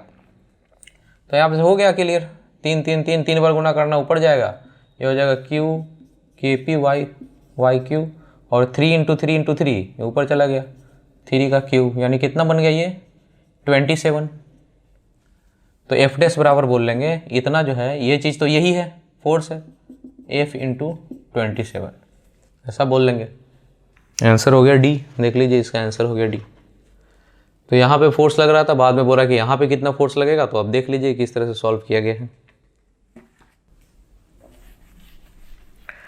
नेक्स्ट क्वेश्चन करते हैं, पेज नंबर 21 का question number 8। Page number 21 question number 8, ये भी क्वेश्चन है इस बार का जेईई मेन का 2019 का। अब बोर्ड पे देखिए, क्वेश्चन हम लोग पहले भी पोटेंशियल एनर्जी जब पढ़ रहे थे तभी भी क्वेश्चन को किए थे। अब हम लोग इसको दूसरे स्टाइल से डायपोल पढ़ लिए हैं, तो अब डायपोल की स्टाइल से इसको करते हैं। देखिए, तो डायपोल से करेंगे क्वेश्चन बहुत आसानी से हो जाएगा। एक बार देखिए, खुद से पॉज कीजिए और देखिए कि डायपोल से इसको कैसे आप सॉल्व कर सकते हैं।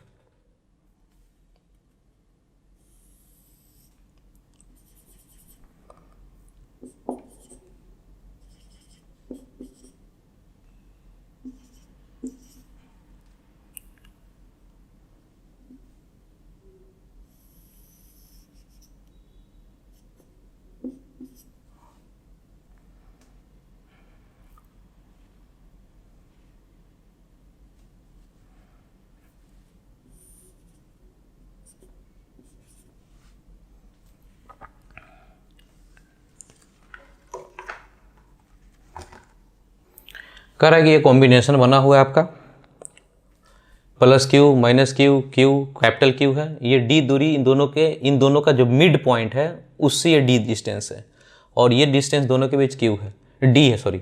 अब आपसे पूछ रहा है कि पूरे कॉम्बिनेशन का पोटेंशियल एनर्जी क्या होगा, potential energy of the system, यानी पूरा सिस्टम का पोटेंशियल एनर्जी क्या होगा। तो याद कीजिए, जब हम लोग पहले किए थे, कैसे किए थे, एक पेयर इन दोनों का बनेगा, एक पेयर इन दोनों का बनेगा और एक पेयर इन दोनों का बनेगा, यानी 3 पेयर U1 + U2 + U3, इसी को सॉल्व करके हम लोग किए थे। तो ठीक है, अभी हम लोग इसको दूसरे स्टाइल से करते हैं। यदि अभी कुछ कंडीशन नहीं दिया जाए, कुछ नहीं बोले D के बारे में, तो हम लोग इसको पोटेंशियल एनर्जी से ही बनाना ठीक है, क्योंकि ऐसा कहीं नहीं कुछ ऐसा बात है क्वेश्चन में कि ये डायपोल बनता है। इक्वल एंड अपोजिट चार्ज है तो ये डायपोल नहीं बन जाता, ये तब बन जाता जब D छोटा हो। डायपोल का डिफिनेशन ही है कि डिस्टेंस छोटा होना चाहिए, खाली इक्वल एंड अपोजिट चार्ज हो जाए सिर्फ, उससे डायपोल नहीं होगा। ये माइनस प्लस है ठीक है, पर ये D कैसा है इसके बारे में कुछ नहीं बोला है। लेकिन क्वेश्चन में ये बता दिया है कि डी बहुत बड़ा है, D very very greater than इससे बहुत ही बड़ा है दूरी। ये बहुत बड़ा है तो ये छोटा हो गया, इससे ये बड़ा है तो इससे ये छोटा है, यानी डी से बहुत ही छोटा है ये स्मॉल डी, ऐसा कंडीशन लिखा हुआ है। इसका मतलब कि अब ये कैसा बन गया, ये डायपोल बन चुका, ये कंडीशन कैसा हो चुका, डायपोल बन चुका। इतना तो क्लियर हो गया कि डायपोल क्यों बना, क्योंकि ये बहुत बड़ा हो गया था। चलिए अब आगे हम लोग थोड़ा सॉल्व करने का कोशिश करते हैं इसको। अब अपने हिसाब से इसको हम लोग एडजस्ट करेंगे और देखेंगे सॉल्व करके। यहाँ से सेंटर से ये दूरी, सेंटर से यहाँ से ये डिस्टेंस कितना था, कैपिटल डी, और इन दोनों के बीच का डिस्टेंस कितना था, स्मॉल डी। ठीक है, ये डी अपना समझेंगे कहाँ से था, यहाँ से डिस्टेंस नहीं है, यहाँ से डिस्टेंस है डी। अभी इस डायपोल को एक यूनिट मान लिया जाए कि डायपोल क्या होता है, एक यूनिट होता है पूरा का पूरा, इक्वल एंड अपोजिट चार्ज दोनों बंधा हुआ, ये डायपोल हो गया, ये डायपोल है पूरा का पूरा। तो ये पूरा का पूरा, ये दोनों, इसके कारण भी यहाँ पोटेंशियल होगा, इसके कारण भी कुछ पोटेंशियल होगा, इन दोनों का मिला के एक डायपोल के कारण यहाँ कुछ पोटेंशियल होता था। एक्सियल पॉइंट है, ये डायपोल का एक्सियल पॉइंट है, तो इस डायपोल के कारण यहाँ पे, इस डायपोल के कारण पूरे के कारण यहाँ एक पोटेंशियल होता था। एक के कारण सिर्फ नहीं, इन दोनों के कारण ही पोटेंशियल होता था, जो फाइनल पोटेंशियल होता था इस पॉइंट पे। तो याद कीजिए कि डायपोल के कारण जो पोटेंशियल होता था उसका फार्मूला कुछ था। तो यहाँ पे किसी चार्ज को रख दें तो यहाँ पे कुछ फार्मूला हो, ये पोटेंशियल हो जाएगा इसके कारण। ठीक है, इन दोनों का गुना करेंगे तो क्या बन जाएगा, एनर्जी बन जाएगा Q इंटू V। तो ठीक है, पूरा का पूरा डायपोल के कारण यहाँ एनर्जी निकल गया।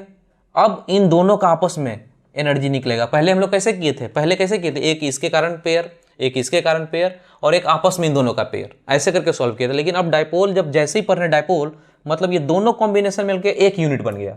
इसके कारण यहाँ पोटेंशियल का फॉर्मूला हमको पता है एक्सियल पॉइंट पे, इसको एक्सियल पॉइंट बोलते हैं। और ये दोनों जो पेयर बन रहा है इसका पोटेंशियल का एक फॉर्मूला, तो हम लोग लिखा है total potential energy of the system कितना होगा, यही पूछ रहा है। तो पहले इन दोनों का पोटेंशियल एनर्जी लिखें तो के को नहीं लिखते हैं क्योंकि के तो सब जगह पे रहता है इक्वेशन में। तो जल्दी बनाने के लिए कैसे इसको जल्दी बनाते हैं, आपको समझाने के लिए बस इतना बात बोले, जल्दी हो गया। इन दोनों का गुना कीजिए, इन दोनों का एक potential energy minus Q² divided by D. के लगा रहेगा आगे में तो के होगा ही, लेकिन लिखना नहीं है। अब इन दोनों पेयर का एक तो हो गया पोटेंशियल एनर्जी। अब ये पूरा का पूरा एक सिस्टम है, उसके कारण यहाँ पोटेंशियल कितना हो जाएगा, तो Q इंटू V लिखना, पोटेंशियल लेकिन कितना हो जाएगा, तो पोटेंशियल ये माइनस नज़दीक में है तो माइनस में आंसर आ गया। ये प्लस होता है यहाँ पे, ये माइनस इधर होता, प्लस यहाँ होता तो प्लस में बोलते, ये माइनस है तो माइनस के पी बटा कितना R², ये फॉर्मूला होता है। तो अभी पोटेंशियल एनर्जी क्या होता है, इन दोनों का गुना करते हैं Q इंटू V, वही तो पोटेंशियल एनर्जी है। तो माइनस Q इंटू इतना हो जाएगा, Q के हटा लीजिए, के तो यहाँ से भी हटा लेते हैं, माइनस Q इंटू के इतना लिखेंगे P डिवाइडेड बाय R कितना है, D है, तो D का स्क्वायर। P बराबर कितना हो गया, P बराबर Q into D, Q into D, ये आंसर। अभी देखिए कौन सा आंसर हो गया इसके अनुसार, ऑप्शन डी देखिए, माइनस Q² बाई डी होना चाहिए। के तो लगा रहेगा, के तो सब में लगा हुआ है, और यहाँ पे भी माइनस होना चाहिए, माइनस आ गया, Q D Q, देखिए Q D बाई D², यही आंसर है, यानी ऑप्शन डी। अभी देखिए हम लोग पहले जो पढ़े थे जिसमें एक पेयर, दो पेयर, तीन पेयर करके काफ़ी लंबा गया था, काफ़ी सॉल्व करने में लंबा था, लेकिन जैसे ये जानकारी हो गया कि डायपोल है तो डायपोल के कारण देखिए क्वेश्चन एक ही लाइन में बन गया। बस ये फार्मूला का ध्यान रखना था कि डायपोल के कारण एक्सियल पॉइंट पे पोटेंशियल कितना होता है, ये माइनस में होगा क्योंकि माइनस यहाँ है। इन दोनों का गुना करते ही पोटेंशियल एनर्जी निकल गया, पोटेंशियल एनर्जी लिख दिए। तो एक तो इन दोनों के कारण यहाँ पोटेंशियल लिखा गया एक ही साथ, अब इन दोनों का आपस में एक था उसको लिख दिए। देखिए कैसे कितना जल्दी क्वेश्चन सॉल्व हुआ है। ठीक है, पेज नंबर 25 पे जाएंगे, क्वेश्चन नंबर 29। पेज नंबर 25 का क्वेश्चन नंबर 29 देखिए। ये क्वेश्चन थोड़ा सा टफ है क्वेश्चन, और अच्छे से इसको करेंगे। ये जेई मेन लेवल का वाकई में क्वेश्चन है, और नीट लेवल का शायद नहीं है क्वेश्चन, लेकिन फिर भी जो मेडिकल के स्टूडेंट हैं फिर भी इसको देखिए अच्छे से कैसे कर सकते हैं। आपसे बोला है कुछ इस तरह से बात, ए है और यहाँ पे कोई पॉइंट है बी, और ये है एक्स एक्सिस। इस पे जो डायपोल बोला है जितना, ये है डायपोल कितना, -4 QA। माइनस कहने का मतलब इस डायरेक्शन में, इसको बोला है क्या डायपोल को, डी नहीं लिखते हम लोग, P लिखते हैं, P1 का डायरेक्शन ऐसे दिया हो इतना I, मतलब कि नेगेटिव डायरेक्शन में, और यहाँ पे P2 है वो है -2QA ऐसे करके दिया हुआ है, माइनस दोनों है डायरेक्शन, मतलब डाइपोल मोमेंट का डायरेक्शन ऐसा है, यहाँ पे डायरेक्शन ऐसा है। तो हम लोग ऐसा भी कर सकते हैं अपना सिंप्लीफाई करने के लिए, इसी का ये दुगना है, तो हम लोग अपने मन से समझने के लिए यहाँ पे सिंप्लीफाई करने के लिए ऐसे बोल सकते हैं कि ये P है तो ये कैसा है 2P है, और डायरेक्शन कैसा है, इसका भी डायरेक्शन ऐसा है और इसका भी डायरेक्शन ऐसा है। तो यहाँ पे क्वेश्चन में डाइपोल को एक पॉइंट पे दिखाने का मतलब कैसा है, पॉइंट डाइपोल है। अब चाहे तो थोड़ा बड़ा बड़ा कर सकते हैं। अब क्वेश्चन ये पूछा है कि डिस्टेंस फ्रॉम ए से डिस्टेंस इस लाइन में निकालना है, इस लाइन में निकालना है। क्वेश्चन में लिखा नहीं है पर इसको लिखना चाहिए था, नहीं तो दूर निकालेंगे तो कहीं और बहुत सारा पॉइंट निकलेगा। तो क्वेश्चन को क्लियर नहीं किया, बस एक्स एक्सिस पे वो लाइन निकालना है, पॉइंट निकालना है, और ए से डिस्टेंस बताना हो कितना है, जहाँ पे दोनों के कारण सेम पोटेंशियल हो, जीरो नहीं सेम होना चाहिए पोटेंशियल। तो अब इसी क्वेश्चन को अच्छे से अलग से देखें तभी जाके क्लियर होगा क्वेश्चन। यहाँ पे डाइपोल है, कहने का मतलब दो है ए के पास, और यहाँ भी दो चार्ज है। अभी डाइपोल का ये है डायरेक्शन, यानी कि -q यहाँ +q यहाँ भी डाइपोल का डायरेक्शन ये है, मतलब ये -q और +q ऐसा ही कुछ डायरेक्शन है। अब कह रहा है कि इसमें ढूंढिए कि कहाँ पे पोटेंशियल जीरो होता है। तो पोटेंशियल का फॉर्मूला डाइपोल के कारण इस एक्सियल पॉइंट पे कितना होता था पोटेंशियल का फॉर्मूला, kp/r²। यहाँ पे p के फॉर्म में है, तो यहाँ पे देखिए ये 2p है स्ट्रॉन्ग और ये p है कमजोर, यानी जो पॉइंट मिलना है इसके नज़दीक मिलना है। अच्छा से देखिए p है बहुत ज़्यादा, यदि इसके नज़दीक में ढूंढेंगे कोई पॉइंट तो और ज़्यादा पोटेंशियल ज़्यादा हो जाएगा, और ये p कमज़ोर है, इससे दूर चले जाएं बहुत ज़्यादा तो इसके कारण और कमज़ोर होगा, इसके कारण और मजबूत होगा। तो कभी सेम तो होगा नहीं, सेम होने के लिए इससे दूर जाइए और उसके नज़दीक आइए। इसका मतलब दूर इससे जाएं तो दूर जाने के बाद और इसके नज़दीक में एक पॉइंट यहाँ निकल कर आता है और एक पॉइंट यहाँ निकल कर आता है। यही ना होता था, सर्किल पहले मारते थे गोला। तो यहाँ पे न्यूट्रल नहीं करना है, पोटेंशियल को जीरो नहीं करना है, पोटेंशियल को सेम करना है, याद रखना है। इसको सेम करने के लिए क्वेश्चन बोला है, जीरो करने के लिए नहीं। हम लोग एक क्वेश्चन बनाए थे जिसमें चार्ज की वजह से पोटेंशियल को जीरो कर दिए थे। पोटेंशियल को सेम करना है तो दो पॉइंट निकलता है और इसके नज़दीक ही निकलता है, जिसके कारण इसके कारण इसके कारण दूर और इसके कारण नज़दीक हो, तो ये पॉइंट हो सकता है यहाँ निकले या यहाँ निकले। दोनों को चेक करते हैं यहाँ पे आकर। सपोज कीजिए कि इन दोनों के बीच में वो पॉइंट है, यानी कि ये दोनों जो डाइपोल है उसके ठीक बीच में यहाँ एक पॉइंट है। यहाँ पे पहली बार चेक करेंगे, फिर बाद में बाहर वाले में चेक करेंगे। यहाँ पे चेक करते हैं तो यहाँ पे इसके कारण पोटेंशियल देखा, इस डाइपोल के कारण देखा जाए पोटेंशियल, तो ये माइनस डोमिनेट कर रहा है, यानी इसके कारण जो आंसर आने वाला वो निगेटिव आएगा। और इन दोनों इस डाइपोल के कारण चेक करें तो इसके कारण ये प्लस डोमिनेट करेगा, ये आंसर कैसा आएगा, प्लस आएगा।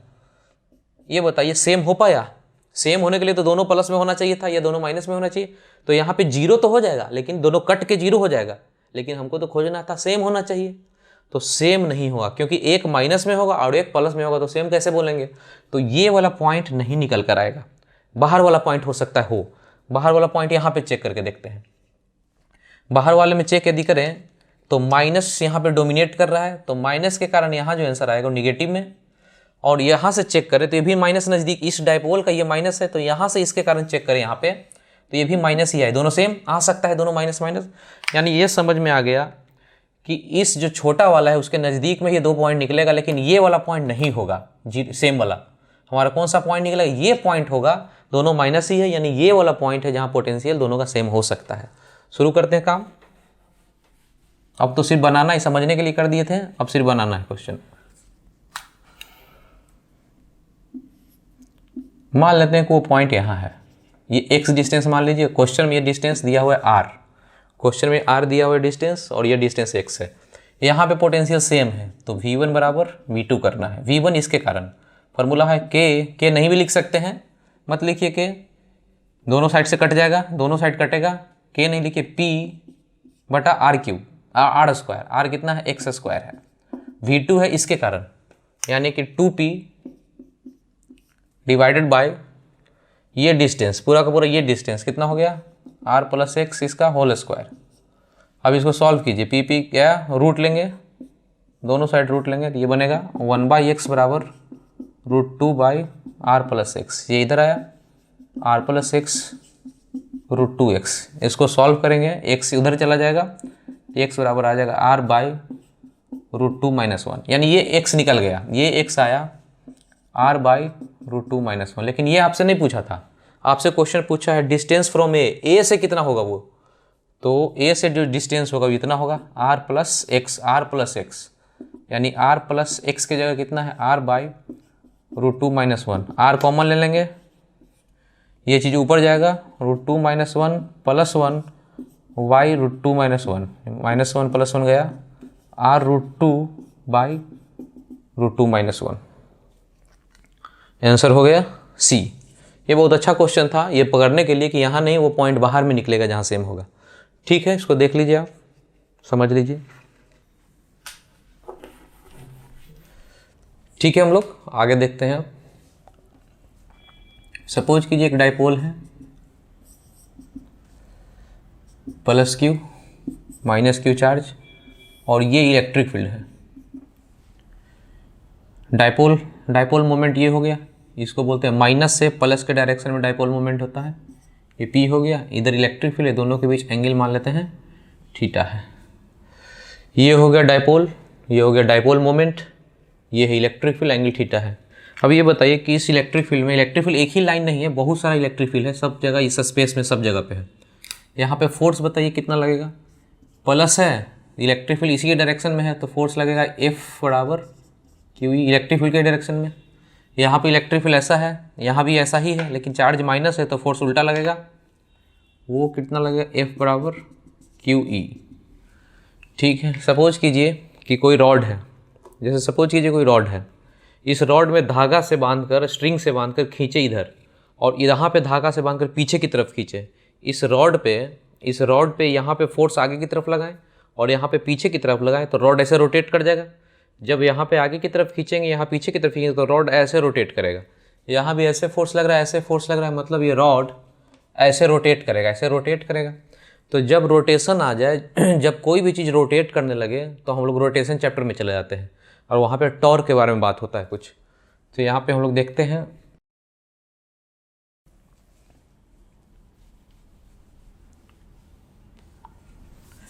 यहाँ भी जैसे ही इसको छोड़ें तो घूमने का टेंडेंसी है, ये रॉड को पूरा घूमने का टेंडेंसी है।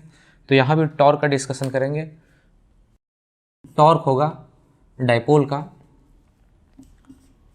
P×E। ये टॉर्क का फॉर्मूला हो गया P×E। टॉर्क हो गया वेक्टर, टॉर्क हो गया, यहाँ भी वेक्टर दे सकते हैं P×E। P×E कहने का मतलब क्लॉकवाइज।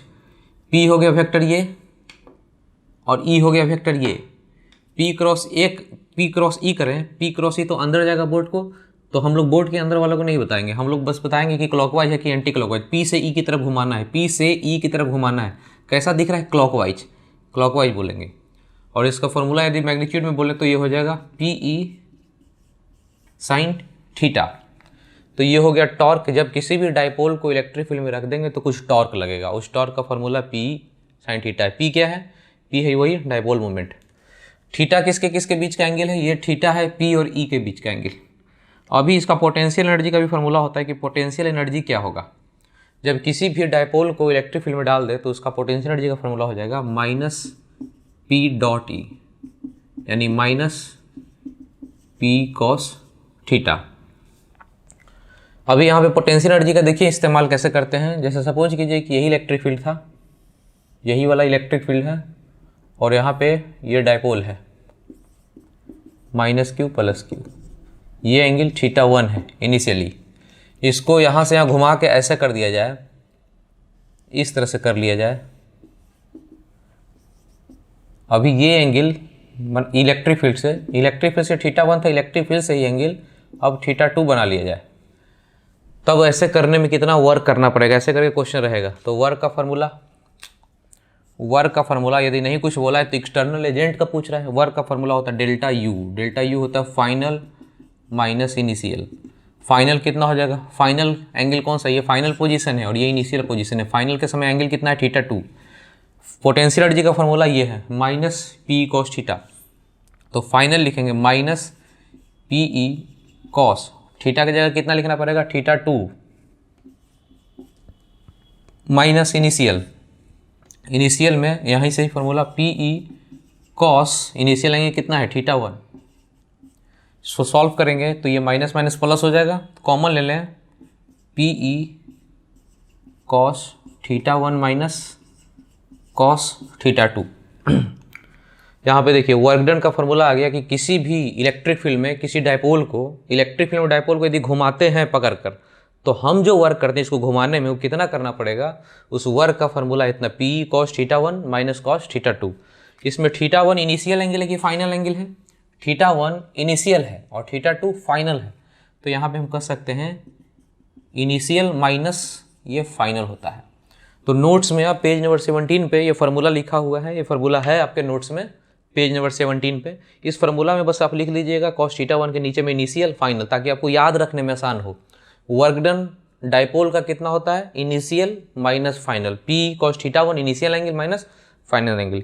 नोट्स में आप देख लीजिए, बोर्ड पे भी देख सकते हैं।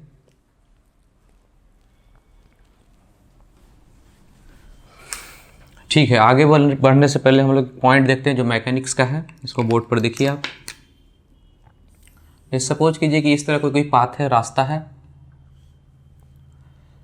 यहाँ पे किसी पार्टिकल को रखे हुए हैं और यहाँ भी पार्टिकल को रखे हुए हैं, दोनों रेस्ट में हैं। रेस्ट कहने का मतलब ये भी इक्विलिब्रियम में है और ये भी रेस्ट में है, ये भी इक्विलिब्रियम में है,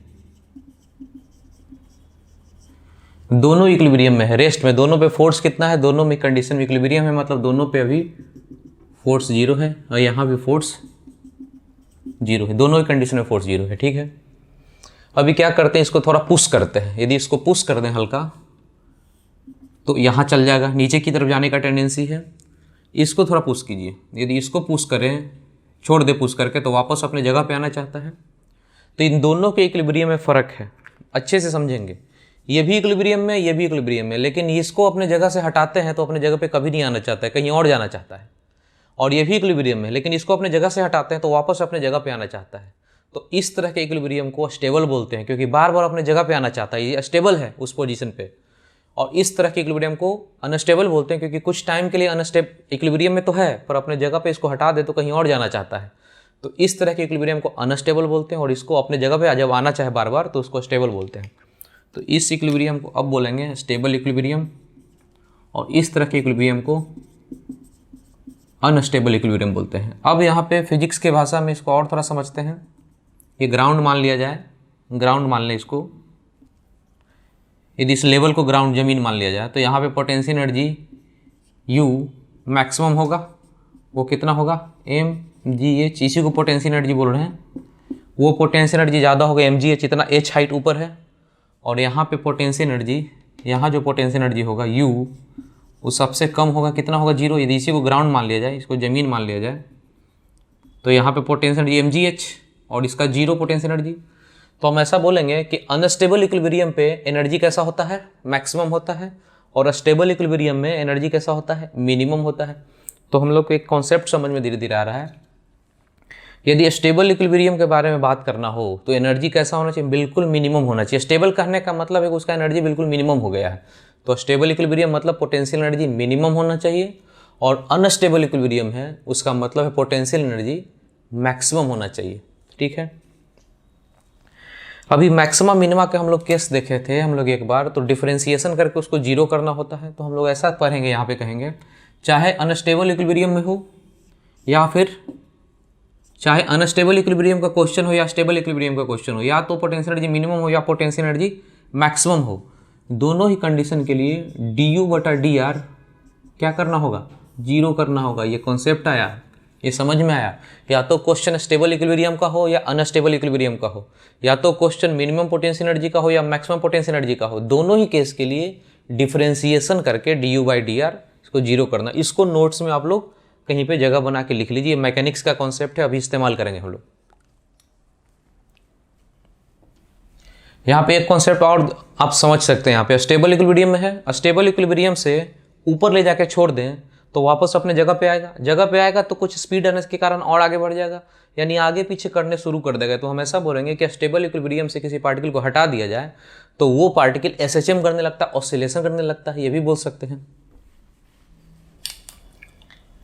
अभी हम लोग इलेक्ट्रोस्टैट में, डायपोल में इस कंडीशन को, इस सिचुएशन को देखते हैं। सपोज कीजिए इलेक्ट्रिक फील्ड है, ये पूरा का पूरा इलेक्ट्रिक फील्ड है। इसमें डायपोल रख लिए। डायपोल का दो पोजीशन है, -q +q +q -q। यहाँ पे dipole, electric dipole moment minus से प्लस के डायरेक्शन में ये p होता है, यहाँ पे माइनस से प्लस के डायरेक्शन में ये होगा p। यहाँ पे थीटा कितना और यहाँ पे थीटा कितना, थीटा किसके किसके बीच का होता है, p और e के बीच। p है ये और इलेक्ट्रिक फील्ड भी वही है। यहाँ थीटा 0 डिग्री और यहाँ पे थीटा 180। यहाँ पे पोटेंशियल एनर्जी कितना होता था, -PE cos theta, cos 0 1 -PE ही रह गया। यहाँ पे पोटेंशियल एनर्जी कितना हो जाएगा, -PE cos 180 -1 यानी माइनस माइनस प्लस हो जाएगा। यहाँ पे पोटेंशियल एनर्जी ये, तो हम ऐसा बोल सकते हैं ये माइनस में है ये प्लस में है पोटेंशियल एनर्जी, तो इसको मिनिमम बोलेंगे। ये पोटेंशियल एनर्जी ये मिनिमम है और ये पोटेंशियल एनर्जी मैक्सिमम है। अभी हम लोग पर रहते हैं कि जो मिनिमम पोटेंशियल एनर्जी का केस होता है वो स्टेबल इक्विलिब्रियम बोला जाता है। इस कंडीशन को बोलेंगे स्टेबल इक्विलिब्रियम और इस कंडीशन को अनस्टेबल इक्विलिब्रियम। अच्छे समझिए, स्टेबल इक्विलिब्रियम कहने का मतलब पोटेंशियल एनर्जी मिनिमम है -PE है, अनस्टेबल कहने का मतलब मैक्सिमम है +PE है। अभी इसको प्रैक्टिकली समझते हैं।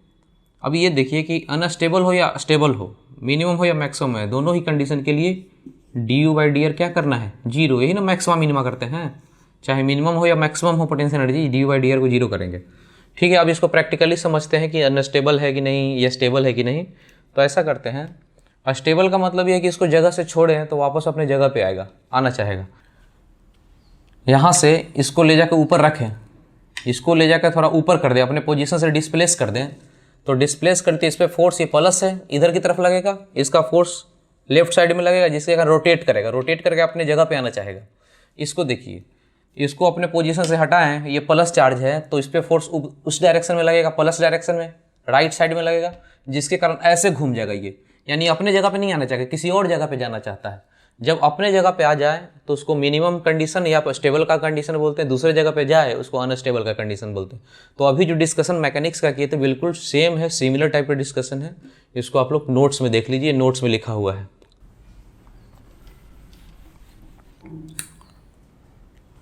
जैसे सपोज कीजिए ये डायपोल है, -q +q, ये हो गया P और इलेक्ट्रिक फील्ड का डायरेक्शन भी यही है, इलेक्ट्रिक फील्ड का डायरेक्शन भी यही है। तो अभी का कंडीशन में P और E का सेम डायरेक्शन है, थीटा 0 डिग्री है, तो स्टेबल इक्विलिब्रियम का कंडीशन है। स्टेबल इक्विलिब्रियम से थोड़ा सा इसको घुमा लीजिए, स्टेबल इक्विलिब्रियम से थोड़ा सा इसको घुमाइए, ऐसे कर लेते हैं। अब इस पर फोर्स इस डायरेक्शन में लगेगा, इस पर फोर्स इधर लगेगा, तो ये घूमना चाहेगा, ऐसे घूमना चाहेगा। तो घूमने के कारण क्या होगा, ये रॉड घूमना चाहेगा तो आगे टॉर्क लगेगा, टॉर्क लगेगा तो घूमना चाहेगा, घूमेगा तो आएगा आएगा आएगा, स्पीड आ जाएगा, स्पीड आने के कारण और आगे बढ़ जाएगा, आगे बढ़ने के बाद ये प्लस है, फिर इधर की तरफ फोर्स लगेगा, फिर ये ऊपर जाएगा और ये फिर इस तरह से करना शुरू करेगा, यानी कि कैसा करेगा, ऑसिलेशन करेगा, SHM करेगा। तो जब SHM करने लगे, ऑसिलेट करने लगे, तो इसका टाइम पीरियड पढ़ना है हम लोग को। टाइम पीरियड का फॉर्मूला है 2π√I/PE। ये टाइम पीरियड का फार्मूला है जब डायपोल को इलेक्ट्रिक फील्ड में रखकर घुमा दिया जाए। इलेक्ट्रिक फील्ड में डायपोल को रखकर स्टेबल इक्विलिब्रियम में थोड़ा सा घुमा देंगे तो इस तरह से ऑसिलेशन शुरू करेगा। जब डायपोल ऑसिलेट करेगा तो उसका टाइम पीरियड का फार्मूला है 2π√I/P। P तो पता ही है, इन दोनों के बीच का डायपोल मोमेंट होता है, इलेक्ट्रिक फील्ड ये है, I है इसका मोमेंट ऑफ इनर्शिया। तो अभी समझ लेते हैं कि I क्या है, I मोमेंट ऑफ इनर्शिया, इसको समझ लेते हैं कितना होगा। तो ये डायपोल को अलग से बना लीजिए, ये डायपोल है, मान लेते हैं कि पूरा का पूरा डिस्टेंस ये d है, इन दोनों का मास m है। ये डिस्टेंस कितना हुआ, ये डिस्टेंस हुआ d/2, ये भी डिस्टेंस हुआ d/2। तो मोमेंट ऑफ इनर्शिया ऐसे लिखा जाता है, इसका mr² और फिर इसका mr²। मोमेंट ऑफ इनर्शिया हम लोग रोटेशन चैप्टर में 11th क्लास में पढ़ेंगे। बस अभी हम लोग जान लीजिए कि कोई भी मास हो और ये डिस्टेंस r हो तो इसके अबाउट मोमेंट ऑफ इनर्शिया का डिफिनेशन है mr²। तो यहाँ भी कितना मास दिया, यहाँ पे तो एक मास था, यहाँ पे दो मास है और r के जगह यहाँ कितना है, डिस्टेंस d/2 है, तो यहाँ पे कहेंगे एक का पहले लिखते हैं, इसके कारण यहाँ लिखते हैं, तो वो मोमेंट ऑफ इनर्शिया हो जाएगा m r के जगह पे कितना है, यहाँ से यहाँ d/2, तो d/2 का होल स्क्वायर, ये तो हो गया इसका, और फिर इसका भी लिखेंगे तो डबल कर लेना है 2m d/2 का होल स्क्वायर। d क्या है, d है दोनों मास के बीच या दोनों चार्ज के बीच का, ये दोनों के बीच का डिस्टेंस, ये हो गया बीच का सेंटर। तो आप नोट्स में अब चाहे तो आप लिख सकते हैं कि मोमेंट ऑफ इनर्शिया इतना होगा 2m d/2 का होल स्क्वायर, नोट्स में देख लीजिए, लिख लीजिए।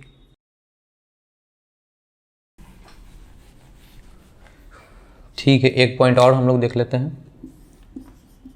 ये डायपोल हो गया,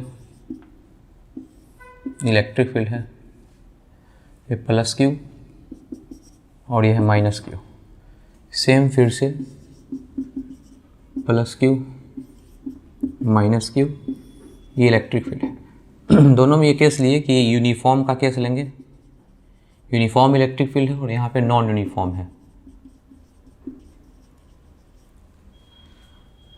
अब देखते हैं इसमें डिस्कशन करके क्या क्या डिस्कशन करना है। दोनों ही एंगल है थीटा, दोनों ही केस में एंगल ले लीजिए थीटा।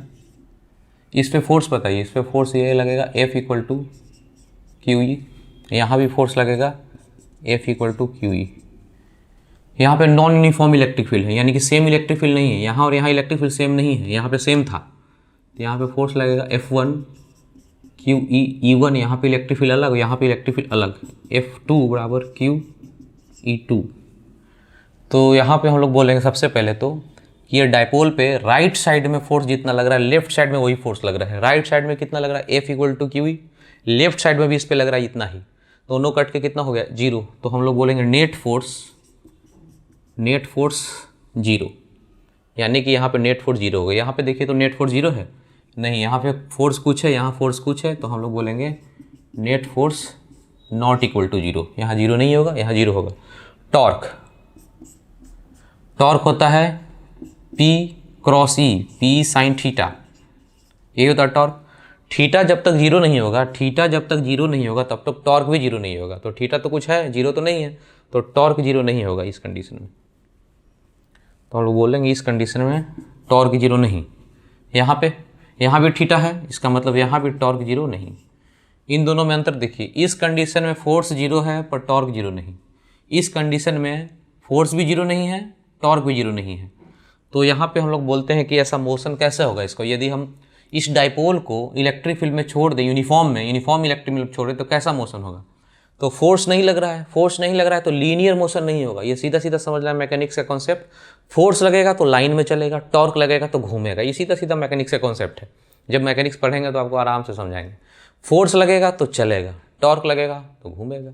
यहाँ पे देखिए फोर्स 0 है, फोर्स लग नहीं रहा है, तो लाइन में लीनियर मोशन नहीं होगा, ट्रांसलेशन इसको बोलते हैं, ट्रांसलेशन नहीं होगा।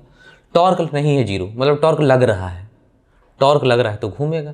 तो हम बोलेंगे इस केस में कि ट्रांसलेशनल मोशन नहीं होगा, सिर्फ कैसा होगा, घूमने वाला, यानी रोटेशनल मोशन होगा, ट्रांसलेशनल नहीं, सिर्फ रोटेशनल। यहाँ पे देखिए दोनों का दोनों लग रहा है, दोनों में से कोई 0 नहीं है, तो हम बोलेंगे कि फोर्स चूंकि लग रहा है इसलिए ट्रांसलेशन भी होगा, टॉर्क चूंकि लग रहा है तो घूमेगा भी, यानी इसमें कहेंगे कि ट्रांसलेशन के साथ साथ रोटेशन भी होगा। तो कैसा होना चाहिए पहले केस में, इस केस में कैसा होना चाहिए, सिर्फ रोटेशन, ऐसे ऐसे करेगा, और दूसरे केस में रोटेशन के साथ साथ ट्रांसलेशन भी होना चाहिए, यानी कि ऐसे भी चले और घूमे भी, यानी दूसरा केस में ऐसे ऐसे मोशन होगा, आगे की तरफ बढ़ेगा भी और रोटेट भी करेगा, ऐसे ऐसे, इस तरह का मोशन होगा।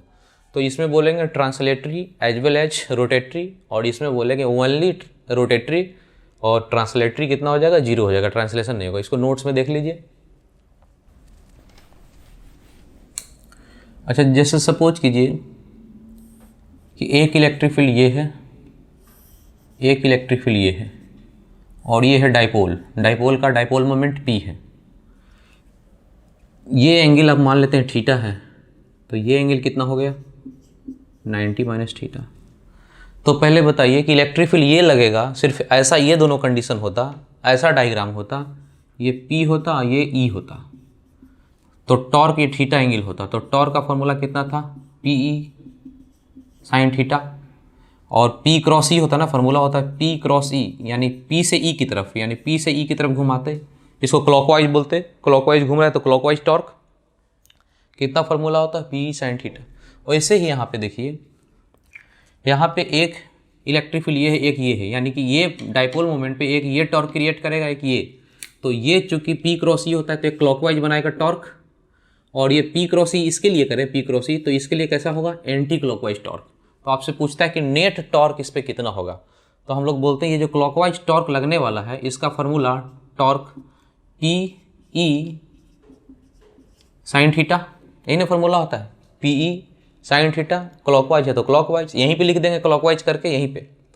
अब एंटी क्लॉकवाइज है तो इसके लिए फॉर्मूला टॉर्क, दूसरा टॉर्क पी ई साइन, और थीटा की जगह कितना लेते हैं, थीटा भी ये ना है इन दोनों के बीच का, इन दोनों के बीच का थीटा ये है 90 माइनस थीटा, 90 माइनस, तो ये कितना हो गया पी ई कॉस थीटा। आपसे पूछ रहा है कि नेट टॉर्क कितना लगेगा, यानी कि कोई रॉड है, सपोज कीजिए जैसे एक रॉड है, इस पे क्लॉकवाइज लग रहा है 10, एंटी क्लॉकवाइज लग रहा है 20, तो नेट कितना, तो 20 में से 10 को घटाएंगे तो एंटी क्लॉकवाइज कितना हो जाएगा, 20 माइनस 10 करके 10 बच जाएगा। तो यहाँ भी देख लीजिए नेट टॉर्क आपसे पूछ रहा है कि इस पे नेट टॉर्क, तो लिखेंगे net torque clockwise anti clockwise, दो किसी में से किसी को घटा लीजिए, जो ज़्यादा है उसमें से दूसरे को घटा लीजिए, पता नहीं कि जिसमें ज़्यादा कौन है तो हम कुछ नहीं करेंगे, τ1 माइनस τ2, ये हो गया नेट टॉर्क, यानी P sine theta minus P cos theta, यहाँ पे लिख देंगे। तो बोर्ड पर देख लीजिए, समझ लीजिए सिचुएशन। ठीक है, हम लोग क्वेश्चन शुरू करते हैं। ठीक है, हम लोग क्वेश्चन करते हैं, पेज नंबर 19 पे जाइए, क्वेश्चन नंबर 35, पेज नंबर 19 का क्वेश्चन नंबर 35, ये है जेई मेन 2006 का क्वेश्चन। बोर्ड पे देखिए, क्वेश्चन बोलता है कि डाइपोल को नॉन यूनिफॉर्म इलेक्ट्रिक फील्ड में रखा गया है। नॉन यूनिफॉर्म रखने के बाद कैसा मोशन होगा, तो पहला ऑप्शन है कि ट्रांसलेशनल फोर्स लगेगा, सिर्फ ट्रांसलेशनल लगता है कि रोटेशनल भी होता है, दोनों होता है ना, है टॉर्क भी लगता है फोर्स भी लगता है। ऑप्शन सी हो गया, 35 नंबर का इस क्वेश्चन का ऑप्शन सी हो गया। और नेक्स्ट क्वेश्चन हम लोग करते हैं, पेज नंबर 21 का क्वेश्चन नंबर 4, पेज नंबर 21 का क्वेश्चन नंबर 4, ये इस बार का है जेई मेन का 2019 का, जो अप्रैल में एग्जाम हुआ था। वीडियो पॉज कीजिए और खुद से सॉल्व कीजिए, अब इसको देखिए।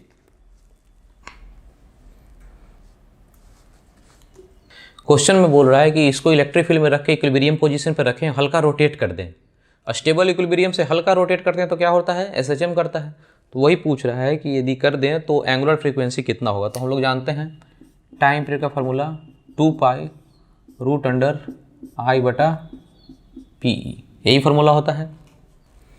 डाइपोल ये हो गया, ये डाइपोल है, इसका मास ले लेते हैं, और ये डिस्टेंस पूरा d है, तो ये सेंटर से ये डिस्टेंस कितना हो गया d/2, तो मोमेंट ऑफ इनर्शिया हो जाएगा कितना, दोनों का मिलाकर 2m d/2 का होल स्क्वायर, यहाँ पे डालेंगे इसको। और टाइम पीरियड का फॉर्मूला होता है 2π/ω। हमको क्वेश्चन में क्या मांग रहा है, ओमेगा, एंगुलर फ्रीक्वेंसी कितना होगा, इसी को एंगुलर फ्रीक्वेंसी बोलते हैं। 2π गया, ओमेगा चाहिए, उल्टा कर दें तो यहाँ भी उल्टा करना पड़ेगा, ये हो जाएगा p/i, और i की जगह कितना यहाँ से लिखेंगे, ये हो जाएगा कितना 2md²/4, यानी ख़त्म हो गया 2, ये हो गया md²/2। और यहाँ आगे बढ़िए, यहाँ पे सॉल्व कीजिए, इंटीग्रेशन p हो गया कितना qd/e, 2 पर गया, p बराबर हो गया qd, ये 2 गया ऊपर, डिवाइडेड बाई md², एक कैंसिल हो गया, यानी 2qe/md, 2qe/md, सी ऑप्शन। देख लिया, आसान क्वेश्चन है ये, क्वेश्चन इतना टफ नहीं है, आसान ही है। 2qe/md, option C. ठीक है, हम लोग नेक्स्ट क्वेश्चन करते हैं, पेज नंबर 42 का क्वेश्चन नंबर 11, पेज नंबर 42 का क्वेश्चन नंबर 11, ये है नीट 2016 का, ये मेडिकल का क्वेश्चन है, नीट 2016 का। वीडियो पॉज करके खुद से सॉल्व कीजिए। क्वेश्चन में आपसे पूछ रहा है, सारा कंडीशन दे दिया है, पूछ रहा है चार्ज कितना होगा, चार्ज ऑन डाइपोल दिया है क्या, एक्सपीरियंस टॉर्क, तो टॉर्क का फॉर्मूला कितना होता है, PE साइन थीटा, यही होता है टॉर्क का फॉर्मूला। ठीक है, टॉर्क बराबर PE साइन थीटा, फिर आगे बढ़ेंगे तो टॉर्क बराबर P की जगह होता है QDE साइन थीटा, यही होता है। इसमें सब कुछ दिया है, चार्ज बोल रहा है कितना होगा, तो देखते हैं, लिखते हैं। अभी जब सबका ऑप्शन को देखिए, ऑप्शन को देखिएगा तो कितना है 8 2 5 7, सबका इंटीजर वैल्यू अलग अलग है, न्यूमेरिकल वैल्यू अलग अलग है। तो हम लोग रफ में कैलकुलेशन कर सकते हैं। आपको बार बार इतना दिन से पढ़ा रहे हैं, यदि सब कुछ का ऑप्शन न्यूमेरिकल वैल्यू अलग अलग, जैसे 8 2 5 7 सब अलग अलग है, तो आप लोग रफ कैलकुलेशन करेंगे तो जल्दी बन जाएगा। जैसे टॉर्क कितना दिया है 4, चार्ज तो चाहिए ही, ये डी है डिस्टेंस, एक्सपीरियंस इसका डिस्टेंस कितना दिया, लेंथ डाइपोल का लेंथ कितना है 2 सेंटीमीटर है, तो सेंटीमीटर को चेंज नहीं करना है, रफ में कैलकुलेशन कर रहे हैं। रफ में करने का मतलब 10 to the power centimetre metre, इस सब का कोई ध्यान नहीं रखता है। आगे चलिए इलेक्ट्रिक फील्ड, इलेक्ट्रिक फील्ड कितना दिया हुआ है 2 इंटू 10 टू द पावर 5 है, 2 इंटू 10 टू द पावर 5 है, तो 10 टू द पावर 5 को बिल्कुल ध्यान नहीं देना है, बस 2 लिखना है वहाँ। अभी साइन थीटा, थीटा कितना लेना है यहाँ पे, थीटा लेना 30 डिग्री, साइन 30 हाफ, ये गया ये 2, क्यू बराबर कितना आंसर हो गया 2, क्यू बराबर 2, यानी कौन सा आंसर हो गया बी। देख लीजिए जल्दी से कैलकुलेशन करने के लिए कैसे करते हैं, बस 1-2 स्टेप में आपको कैलकुलेशन कर लेंगे, इजीली हो जाएगा।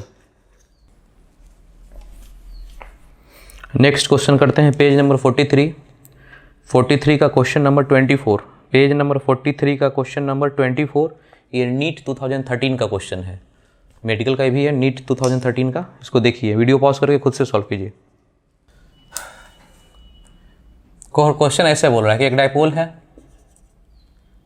इसको इलेक्ट्रिक फील्ड के डायरेक्शन में ही है, ये माइनस क्यू प्लस क्यू बोले, इतना डायग्राम बनाने की जरूरत नहीं है, इलेक्ट्रिक फील्ड का डायरेक्शन ये है। अब इसको इससे ऐसे इस डायरेक्शन में रोटेट कर दिया जाए 90 डिग्री से, प्लस क्यू को यहाँ कर लिया जाए, यानी ऐसे करके रोटेट करने में कितना वर्क या एनर्जी करना पड़ेगा, कितना वर्क करना पड़ेगा, वही एनर्जी रिक्वायर्ड हो गया। क्वेश्चन में यही बोल रहा है, क्वेश्चन में इलेक्ट्रिक डाइपोल है, align parallel to uniform electric field, मतलब इसका क्या हुआ कि इलेक्ट्रिक फील्ड के पैरेलल में है, align parallel to electric field, मतलब कि इलेक्ट्रिक फील्ड ऐसा है, इलेक्ट्रिक फील्ड ऐसा है और डाइपोल भी ऐसा ही है, इलेक्ट्रिक फील्ड ये है और डाइपोल भी उसी के डायरेक्शन में, इसी को बोलते हैं align parallel to electric field. अब कह रहे एनर्जी रिक्वायर, कितना एनर्जी का जरूरत है इसको घुमाने में, तो जो एनर्जी का जरूरत होता है उसी को वर्क बोला जाता है। तो क्वेश्चन में आपको 2 तरह से पूछ सकता है कि फाइंड द वर्क डन या कितना एनर्जी का रिक्वायरमेंट है, तो इसमें यही बोल रहा है कि फाइंड द एनर्जी रिक्वायर्ड या फिर work done to rotate the dipole by 90 degree. अब इसको 90 डिग्री से पूछ रहा है कि डाइपोल को घुमाने में कितना काम करना पड़ेगा, एनर्जी रिक्वायर्ड। हम लोग पढ़ चुके हैं, इतना समझने की जरूरत नहीं है, यहाँ पे डायरेक्ट लिखेंगे, इतना डायग्राम बस आपको समझाने के लिए बनाएं, इतना बनाने की जरूरत नहीं है। वर्क डन का फॉर्मूला होता है P cos initial angle minus cos final angle. Initial angle कितना है अभी शुरू के कंडीशन में, डाइपोल तो ये है 0 डिग्री, इलेक्ट्रिक फील्ड वही है, P भी वही है, तो इनिशियल एंगल कितना है 0 डिग्री, माइनस फाइनल एंगल कितना है, ये ऊपर चला गया तो final angle 90 degree, cos 90, cos 0 1 cos 90 0, यानी आंसर कितना हो गया वर्क डन या एनर्जी रिक्वायर्ड P इंटू ई, आंसर हो गया बी। नेक्स्ट क्वेश्चन है पेज नंबर 43 का क्वेश्चन नंबर 26, पेज नंबर 43 का क्वेश्चन नंबर 26, ये है AIPMT मेडिकल का 2012 का क्वेश्चन। बोर्ड पे देखिए, आराम से हो जाएगा, खुद ही हो जाएगा। कह रहा है कि इसको एक बार देख लीजिए, खुद से सॉल्व कीजिए, हो जाएगा आपका। इसमें लास्ट में क्या पूछा है कि टॉर्क कितना होगा और पोटेंशियल एनर्जी कितना होगा। तो टॉर्क का फॉर्मूला आपको पता है P sin थीटा होता है, पोटेंशियल का minus P cos theta, option A हो गया। ठीक है, नेक्स्ट क्वेश्चन करते हैं पेज नंबर 14, पेज नंबर 14 का क्वेश्चन नंबर 3, पेज नंबर 14 का क्वेश्चन 3, ये है JEE मेन 2017 का क्वेश्चन। पेज नंबर 14 का क्वेश्चन नंबर 3 है, बोर्ड पे देखिए, JEE मेन 2017 का है। वीडियो पॉज कीजिए, खुद से सॉल्व कीजिए। ठीक है, इसको देखिए, ऐसे करके बोल रहा है कि एक्स एक्सिस से, जैसे जैसे क्वेश्चन बोलता है वैसे वैसे काम करती है। एक्स एक्सिस है, एक डाइपोल मोमेंट है P ये, और ये एंगल बनाता है एक्स एक्सिस से कितना थीटा, ऐसा क्वेश्चन बोल रहा है। ठीक है, आगे बढ़िए। कह रहा है कि when subjected to electric field E1 equal to EI, यानी ऐसे करके क्वेश्चन बोल रहा है E1 इक्वल टू EI, यानी I कहने का मतलब एक्स एक्सिस में एक इलेक्ट्रिक फील्ड है, एक्स एक्सिस में इलेक्ट्रिक फील्ड है, उसको E1 बोल रहा है, उसका मैग्नीट्यूड कितना E है, तो एक्स एक्सिस में इधर इलेक्ट्रिक फील्ड है E1, ऐसे करके क्वेश्चन बोल रहा है। फिर आगे बोलता है कि when subjected to another electric field, वो है क्या E2, यानी दूसरा बोलता है E2 और वो है √3 EJ। EJ कहने का मतलब, J कहने का मतलब वाई एक्सिस में, यानी दूसरा जो इलेक्ट्रिक फील्ड इधर है वो है E2। किस एक्सिस में है ये? वाई एक्सिस में है। ये एक्स एक्सिस में E1 है, वाई एक्सिस में E2 है, दोनों को दिया हुआ। E1 कितना? इतना। E2 कितना? इतना दिया हुआ है। अब कह रहा है कि जब E1 लग रहा था, जब E1 था तो टॉर्क कितना था? T1 या टॉ1। टॉर्क कितना था? T1। इन दोनों के कारण टॉर्क T1 था और इन दोनों के कारण टॉर्क T2 है। इसके कारण टॉर्क T2 है। तो अभी सॉल्व करके पूछ रहा है कि थीटा कितना होगा यदि टॉर्क दोनों बराबर हो, T2 बराबर -T1 हो। तो ये सब कंडीशन है, क्वेश्चन आपको समझा रहे हैं कैसे काम करना है। आपसे बोल रहा है कि टॉर्क T1 बराबर, क्वेश्चन दिया हुआ है T2 बराबर, ऐसा दिया हुआ T2 = -T1, ये कंडीशन है। ये दे दिया है, तब पूछ रहा है कि थीटा कितना हो। तो क्वेश्चन को बस डायग्राम में समझा दिए। अब क्वेश्चन को आसान भाषा में, बिल्कुल सिंपल भाषा में क्वेश्चन को बनाएं, तो इतना हम लोग को करना नहीं है, बहुत ही आसानी से हम लोग बना लेंगे। देखिए इसको बनाते हैं सिंपल डायग्राम, है ना। क्वेश्चन को आसान डायग्राम में बनाना है तो ऐसे कर सकते हैं। ये हो गया दो इलेक्ट्रिक फील्ड, इधर वाले को E लिखेंगे मैग्नीट्यूड में और इधर वाले को कितना लिखेंगे? √3, इधर है √3। ये हो गया दो, और ये हो गया डाइपोल और ये हो गया एंगल। यदि इन दोनों के बीच टॉर्क देखें तो क्लॉकवाइज टॉर्क होगा, और इन दोनों के बीच देखें 90 - थीटा हो जाता है, ये एंगल 90 - थीटा। इन दोनों के बीच जो टॉर्क देखें वो एंटी क्लॉकवाइज, इधर को एंटी क्लॉकवाइज हो जाएगा। क्लॉकवाइज को T1 लिखा जाएगा, एंटी क्लॉकवाइज को मान लेते हैं T2 लिखा जाए। तो क्वेश्चन में यही बोल रहा है कि ये दोनों इलेक्ट्रिक फील्ड है, तो E1 कितना है? E1 कितना E, तो E लिख दिए। E2 कितना? √3, तो √3 लिख दिए। ये दोनों को हटा लीजिए, ये डाटा खत्म हो गया, अब इसका जरूरत नहीं है। अब कंडीशन ये बोल रहा है कि टॉर्क T2 बराबर -T1 है। ये माइनस का साइन का मतलब क्या हुआ? माइनस को बाद में समझेंगे। मॉड यदि लगा दें तो इसका कितना हो जाएगा? टॉर्क दोनों बराबर हो गया मैग्नीट्यूड में, और माइनस साइन का मतलब देखिए, एक क्लॉकवाइज है तो एक एंटी क्लॉकवाइज है, इसीलिए माइनस का साइन दिया है। बोला है कि टॉर्क T1 ये कैसा है? क्लॉकवाइज है, और T2 कैसा? एंटी क्लॉकवाइज है। दोनों बराबर यदि है तो एक में माइनस लगाना पड़ेगा, क्योंकि क्लॉकवाइज और एंटी क्लॉकवाइज है। लेकिन मैग्नीट्यूड दोनों ले लें तो दोनों बराबर है, तो दोनों को बराबर कर लीजिए। यहाँ से T1 बराबर T2, बस यही काम कर लेना है। T1 लिखवाइए कितना? इसके कारण टॉर्क कितना फॉर्मूला होता है? PE sin थीटा, और T2 इसके कारण, इन दोनों के कारण, तो P और E की जगह कितना लिखेंगे? √3 sin थीटा की जगह कितना लिखेंगे? 90 - थीटा, 90 - थीटा। अब इसको सॉल्व करना है। PE गया, ये हो गया sin थीटा, यहाँ से कितना हो जाएगा? ये cos थीटा, ये इधर आ गया तो tan थीटा हो जाएगा। tan थीटा बराबर √3, तो थीटा कितना आना चाहिए? 60 डिग्री। tan 60 का होता है वैल्यू, आंसर हो गया D। ठीक है, तो हम लोग आज का क्लास में इलेक्ट्रिक फील्ड पोटेंशियल का जो नोट्स था इसको ख़त्म किए। अगले क्लास में हम लोग गॉस लॉ एंट्री करेंगे और अच्छे से पढ़ेंगे। ठीक है, तब तक के लिए बाय बाय, टेक केयर।